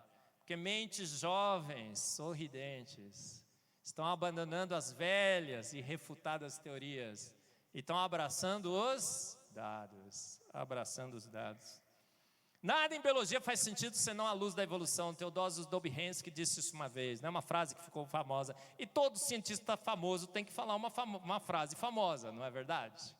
Então um outro cientista aí falou isso, ó, nada na química do universo e da vida faz sentido senão a luz do design inteligente. Que cientista famoso falou isso? Eu. Olha como é que está o negócio, tá vendo?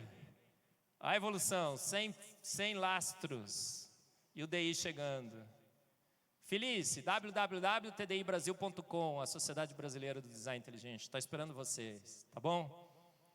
Eu gravei 9 palestras de design inteligente no curso Fiel de Liderança, alguns de vocês já assistiram, né? Se quiser assistir. Olha, o livro, eu trouxe os livros, quando eu saio, a editora Mackenzie dá uns descontos, os livros não são baratos, mas com os descontos ficam um pouco mais razoáveis. Se você quiser adquirir, adquira para você, para o seu ateu predileto, para o seu professor que vive como é que diz? Quando... não é bulinando, né? É bullying, né? Viva com aquele bullying do naturalismo filosófico em cima de você. Que você tem ainda... como que você ainda ousa não crer em Darwin? Né? Leve para ele. Olha, foram 7 anos escrevendo esse livro. Ele tem quase 500 páginas, 320 ilustrações. O Caixa Preta de Darwin. E o melhor dos melhores, né? O Foresight. Ele está sendo traduzido em português. Eu escrevi em inglês a primeira versão dele. Quando eu lancei, o pessoal lá nos Estados Unidos falou assim, preciso de gente para endossar o livro. 3 ganhadores de prêmio Nobel endossaram o meu livro. Um de física, um de medicina, um de química. Legal, né? Parece que cientista bom não é necessariamente cientista ateu. Grandes cientistas brasileiros também endossaram o livro. Quando ele saiu, ele ficou número 1 na Amazon em evolução. Algumas semanas atrás eu entrei lá e ele estava número 1 em bioquímica. Entre os 1000 mais vendidos na Amazon. Agora já está um pouco menos, mas 1000 mais vendidos na Amazon. Bacana. Quem não crê em Deus, crê num monte de bobagem. Sabe quem falou isso? Chesterton, um dos grandes filósofos. E foi parafraseado pelo Pondé. Darwin, o homem que matou Deus? O que é que você acha? Gente, Darwin morreu. E o nosso Deus vive. O nosso Deus vive. E ele está sendo cada vez mais referendado pela ciência. Pelos dados, pelas evidências. Discover Mackenzie quer fazer esse debate da melhor do Brasil, da Universidade Presbiteriana Mackenzie, o NASP encostadinho lá, pastor. Ciência, fé e sociedade. Isso é um exemplo de antevidência. Case com uma mulher linda e maravilhosa para ter filhos lindos e maravilhosas. Eu queria terminar dizendo o seguinte: a verdade prevalece. E conhecereis a verdade, e a verdade vos libertará. A verdade dos dados está nos libertando daquela ideia que um dia nos passaram, que éramos simples, meras amebas evoluídas. Parece que fomos criados à imagem e semelhança de um grande Deus. Parece que o salmista estava certo: um pouco abaixo de ti, Senhor, me fizeste. Então, a esse Deus invisível, mais real, onipotente, onisciente, onipresente, seja o nosso louvor, seja a nossa glória, ontem, hoje e sempre, sempre. Amém. Muito obrigado.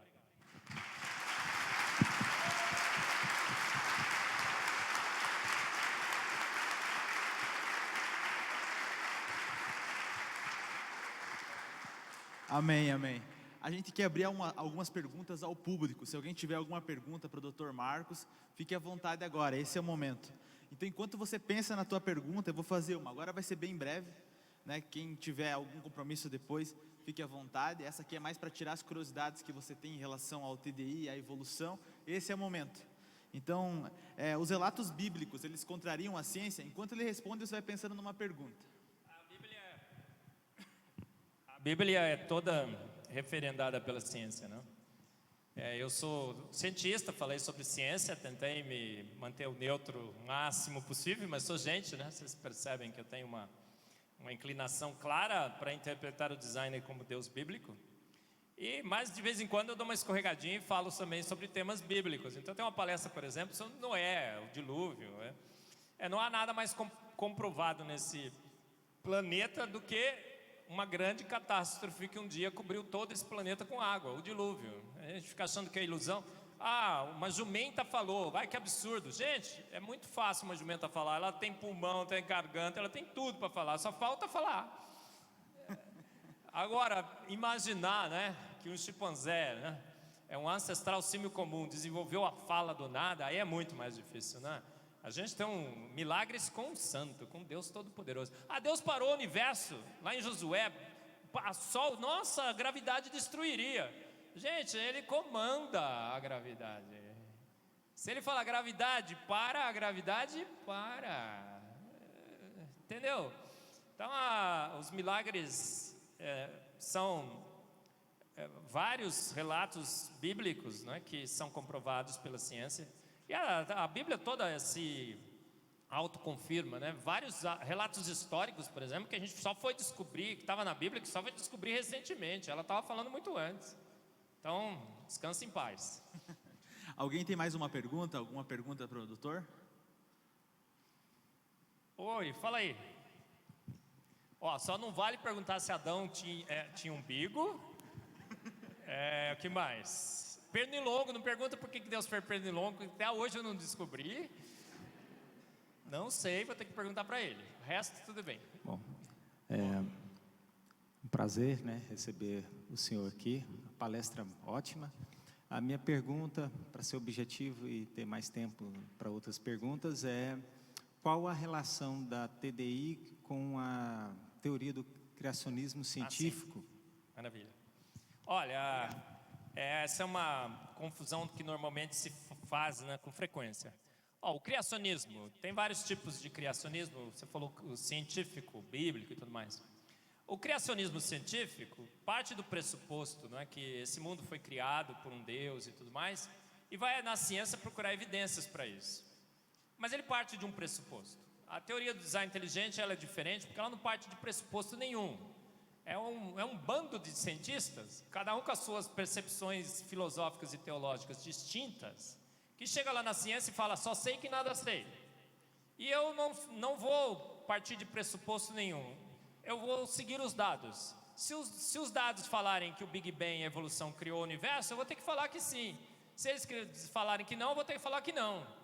Então essa é a grande diferença, da onde a gente parte. O criacionismo científico já parte do pressuposto que ele já sabe muita coisa, que Deus criou o universo, que foi através do relato bíblico e tudo mais, ele vai procurar evidências. O design inteligente cientistas que não sabem nada, absolutamente nada de antemão, a priori, e que vão seguir as evidências. Aí o que a gente faz aqui? A gente descobre que foi uma mente inteligente que fez o universo e a vida.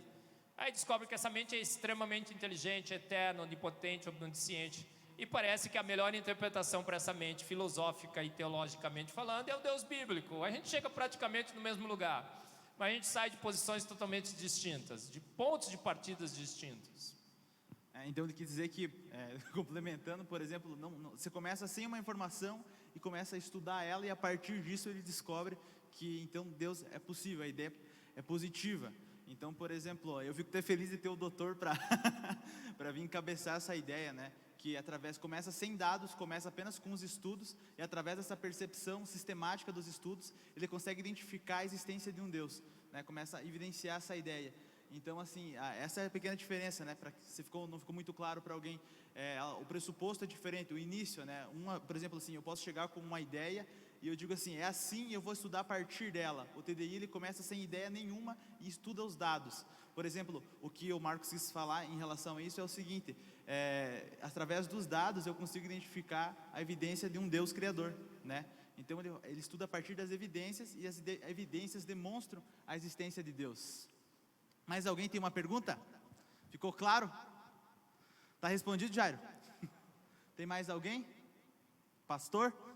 Vamos dar essa... Mais alguma coisa? Ali tem?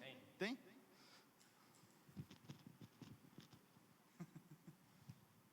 Está fazendo as anotações, né, pastor? E pergunta de pastor é complicada, hein? Uma pergunta simples, na verdade. Se não me falha a memória, eu ouvi o senhor uma vez dizendo numa palestra com relação à idade da Terra.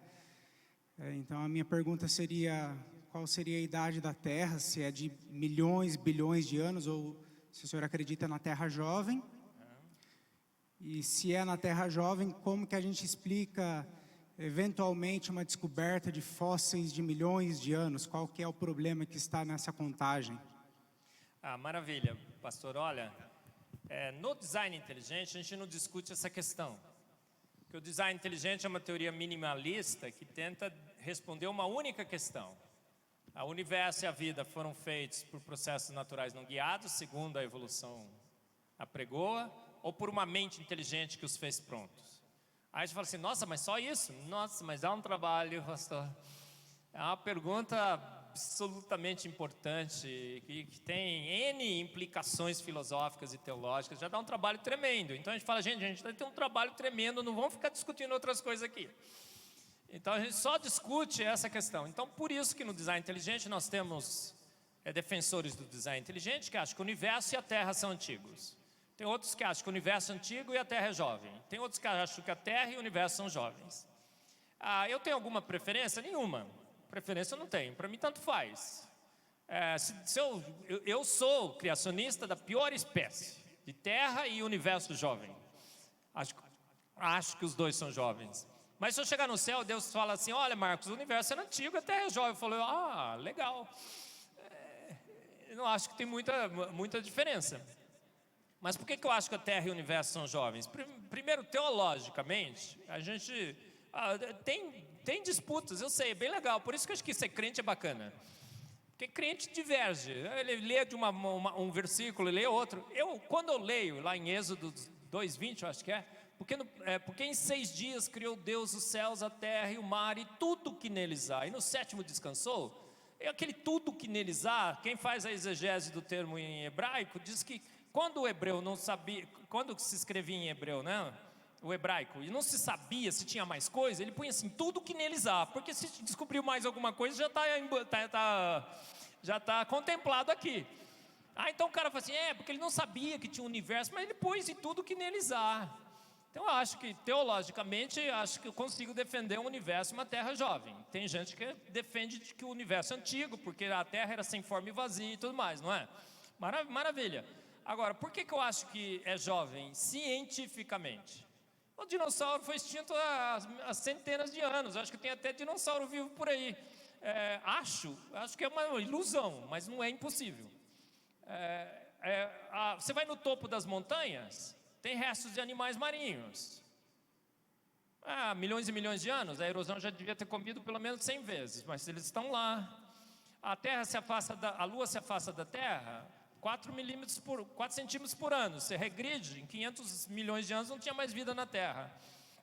O Sol está esquentando. Há um bilhão de anos atrás, a água estaria congelada no planeta Terra.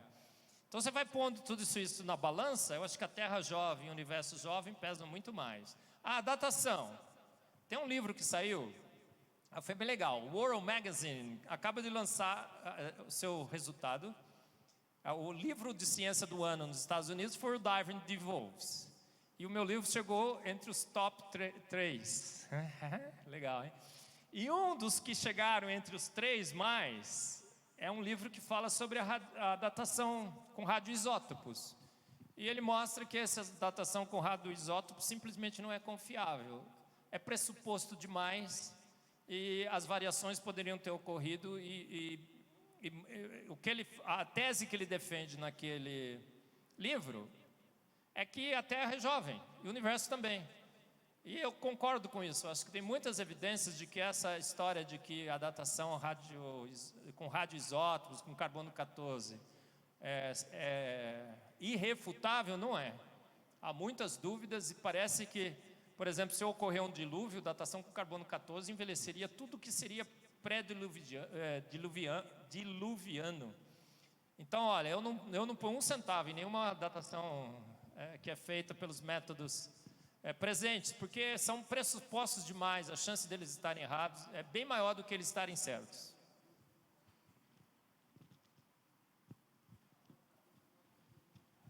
Até uns 500 mil anos você pode confiar, pastor, depois disso esquece.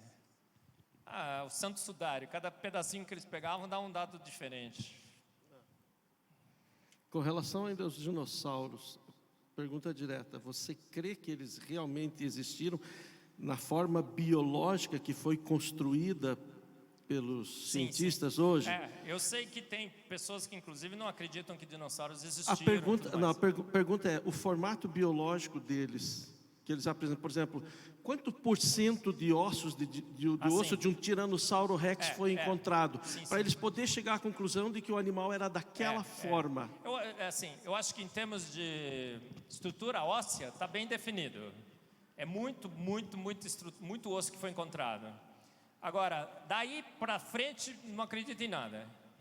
Pele, cor, essas coisas que eles falam, é artístico.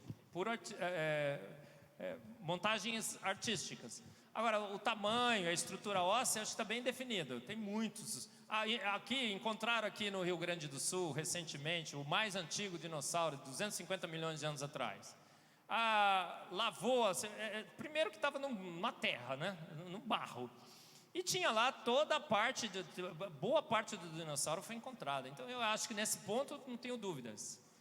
Eu tenho dúvidas sobre o desenho artístico que é feito em cima disso. Esquece, isso é cultura hollywoodiana. Talvez eles fossem muito mais diferentes do que eles realmente são pintados por aí.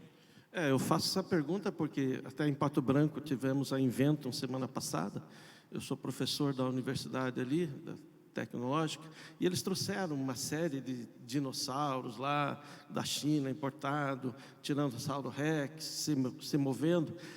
E eu faço uma pergunta porque esses dias eu vi uma pessoa que estava visitando, eu vi um vídeo de uma pessoa que estava visitando o Museu Natural de Nova York lá, e de Ciências Naturais, né? E ele chegou na seção lá dos dinossauros, e analisando toda a fisiologia desses dinossauros, depois que a pessoa que estava explicando abriu espaço para as perguntas, ele fez uma simples pergunta: como eles se reproduziam? Porque se ele fez o questionamento, se você observar o tamanho dessas caudas aí, eles teriam um problema de reprodução muito grande. Sim, eu acho que tem muita dúvida, e eu acho que essas maquetes, vamos dizer assim, né, que eles puseram lá, acho que é muito mais provável do que elas estão todas erradas do que estariam certas. Porque a gente não tem a menor ideia. A gente tem, na realidade, os ossos. Eu acho que o dinossauro crescia a vida inteira, que é um réptil. Chegar nesses tamanhos grandes aí de T-Rex não seria muito problemático, porque eles crescem a vida inteira. Aí, Matusalém vivia 969 anos. Não tem nenhum problema de um dinossauro, talvez, imaginar que ele também viveu esse tempo. E ele cresceu. Agora, a imensa maioria dos dinossauros eram pequenos. E talvez os T-Rex que conviveram com humanos também eram pequenos. Alguns chegaram em idades adultas e muito grandes. A gente tem, o conhecimento que a gente tem é só sei que nada sei. Esse é o grande problema da ciência, né? A gente sabe um pouquinho e fica, pô, já sei tudo, não sabe? O cara lá falou, já sabemos, descobrimos lá no CERN, descobrimos a origem do universo. Descobriu, professor? Continua. Só que a gente não sabe para onde foi a antimatéria, 96% da matéria sumiu, a gente não tem modelo para formação de estrelas, a gente não tem modelo bom para formação de galáxia, porque todo dia sai um novo paper sobre formação de galáxia. A gente não tem modelo para saber como que a água chegou no planeta Terra, a gente não tem modelo para a formação da Lua, porque aquela colisão daquele astro é totalmente improvável. Teria que ser uma coincidência cósmica que esgota os recursos probabilísticos do universo para formar a Lua. A gente não tem modelo para quase nada, e a gente fica dizendo que a gente sabe tudo. A gente teria um pouco mais de humildade para reconhecer que a ciência sabe muito pouco. Sobre os dinossauros a gente sabe muito, muito pouco. Eu acho ainda que as ossadas ainda são razoáveis, mas daí para frente é uma suposição. É a mesma coisa que fizeram com o Homo naledi. Acharam teve um desses hominídeos que acharam um dente. A partir do dente construíram a figura dele andando, caçando e tudo mais. Foram pesquisar melhor, o dente não era nem de humano, era de um tipo raro de porco. Acho que é o homem de... eu esqueci o... Não era nem de humano, era de porco. Então, maldito o homem que confia no homem. Tome cuidado de confiar nas teorias científicas. Eu acho que tem muitas teorias que são confiáveis, mas a gente tem que tomar sempre um pezinho atrás. 2, 3. Doutor, eu assisti seu vídeo hoje de manhã da Arca de Noé e eu fiquei com alguma dúvida a respeito dessa situação que me deixou a cabeça bem desvirtuada. E o senhor se refere que a Terra, naquela época, antes do dilúvio, tinha uma camada de vapor ao redor que protegia e que a atmosfera tinha 50% a mais de oxigênio. Devido a isso, as pessoas viviam mais e a qualidade de vida era melhor. E após o dilúvio aconteceu essa mudança climática. Eu não consegui entender direito essa situação. Olha, claro, o que aconteceu? Uma catástrofe nesse planeta. E o mundo pré-diluviano, provavelmente, ele é muito, muito diferente do que a gente vê hoje. Primeiro havia um único continente, provavelmente. O clima era muito mais temperado e as oscilações de temperatura eram muito menores. A gente não sabe, né? Tudo inferência, porque ninguém tirou uma foto, muito menos uma selfie, nem vídeos. Mas tudo indica, pelo que se estuda, que a atmosfera era muito mais rica em oxigênio. Isso tem evidências, porque encontraram um âmbar dentro do... Você viu o vídeo? Dentro do âmbar tinha pequenas bolhas de gás, fizeram análise e tinha 50% mais de oxigênio. Por que tem evidências adicionais? Por exemplo, libélula tinha 1 metro de comprimento, quase. As libélulas pré-diluvianas. As coisas eram muito maiores, a gente tudo encolhendo, né? Pré-diluvianas tinha quase 1 metro de comprimento. Se fizeram simulações e viram que elas não voariam com a quantidade de oxigênio que tem no ar, porque tem pouco oxigênio. Mas elas existiram. Então, outra indicação que tinha muito mais oxigênio. Esse vapor de água que tinha na superfície era uma ideia antes, de que ele teria precipitado na forma de chuva. Mas não sei se assistiu um novo vídeo, porque saiu uma nova evidência agora de que existiu no planeta Terra um oceano entre 400 e 700 quilômetros. Você viu aquilo? E a água jorrou. Então, a maior parte do vapor de água não veio da atmosfera, mas provavelmente veio desse mar subterrâneo sobre alta pressão e temperatura. Então, faz todo sentido. O mundo pré-diluviano era completamente diferente. As árvores tinham um ambiente muito mais propício, cresciam, tinham árvores imensas. Os dinossauros que viviam naquela época não eram herbívoros, comiam, né? a temperatura não oscilava, eles adoravam, o planeta era excelente para dinossauro. Passa-se o dilúvio, você tem grandes flutuações de temperatura, os dinossauros não gostam disso, acabam sendo extintos. Bom, não sei se eu respondi todas as suas dúvidas, deve ser, depois a gente conversa lá. Mas, o modelo do dilúvio hoje é muito interessante e ele explica muito melhor o que a gente vê hoje do que os modelos naturalistas. Bom? Muito bem, uma salva de palmas, queridos. Muito bom. Nós temos alguns professores conosco, fiquem de pé aí, professor Jairo, né? Professor que está com a gente também, fiquem em pé, os professores que estão entre nós aí, olha aí, alguns professores, né? Que bom tê-los conosco, é muito bom, obrigado, queridos, pela presença, isso enriquece também a palestra, né? Muito bom. Dos nossos irmãos, amigos de outras denominações, pastor que está conosco, grande abraço, para nós foi muito bom, abençoador, enriquecedor, amém, queridos? Vamos nos colocar de pé, vamos fazer uma oração de agradecimento a Deus por esta rica oportunidade. O doutor está entre nós, vai ficar aí, se você quiser aí o autógrafo no livro, né? E vai estar ali atendendo, né? E quem quiser tirar uma foto também, fique à vontade. É um privilégio tê-lo conosco. Quero deixar a minha palavra aqui de gratidão, aproveitando que vocês estão de pé, já vamos orar. Quero agradecer a Deus em primeiro lugar, agradecer a diretoria da UMADESC, que o Vinícius, né, na coordenação geral, toda a liderança, Júnior, que esteve à frente desse evento, preparando, se esforçando, fazendo valer a pena, foi muito bom, você foi bênção para nós, né? Somos gratos a Deus pela vida do Júnior, que trabalhou incansavelmente para que esse evento acontecesse. Quero agradecer a presença aqui do doutor Marcos, muito bom tê-lo conosco, as portas estão abertas, viu? E voltará com certeza, vamos fazer mais isso, segundo a escola científica, vamos fazer outra, gente, amém? Muito bom, né? Muito bom, assunto não esgota, né? Assunto não esgota, é infinito, tem muita coisa boa aí para se aprender e ouvir, foi enriquecedor. Obrigado vocês, obrigado ao UMADESC, obrigado a todos que participaram e que vieram, que estão conosco nesta noite, neste início de noite, né? Vamos agradecer a Deus, feche os teus olhos e oremos ao Senhor, nosso Deus e eterno Pai.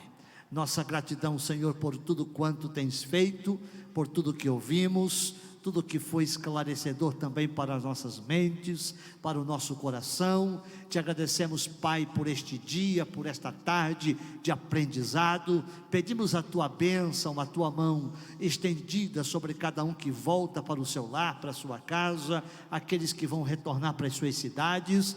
Que a tua mão, Senhor, esteja estendida, é o meu pedido, é a minha oração, e assim nós te agradecemos. Amém e amém. Deus abençoe, queridos. Um grande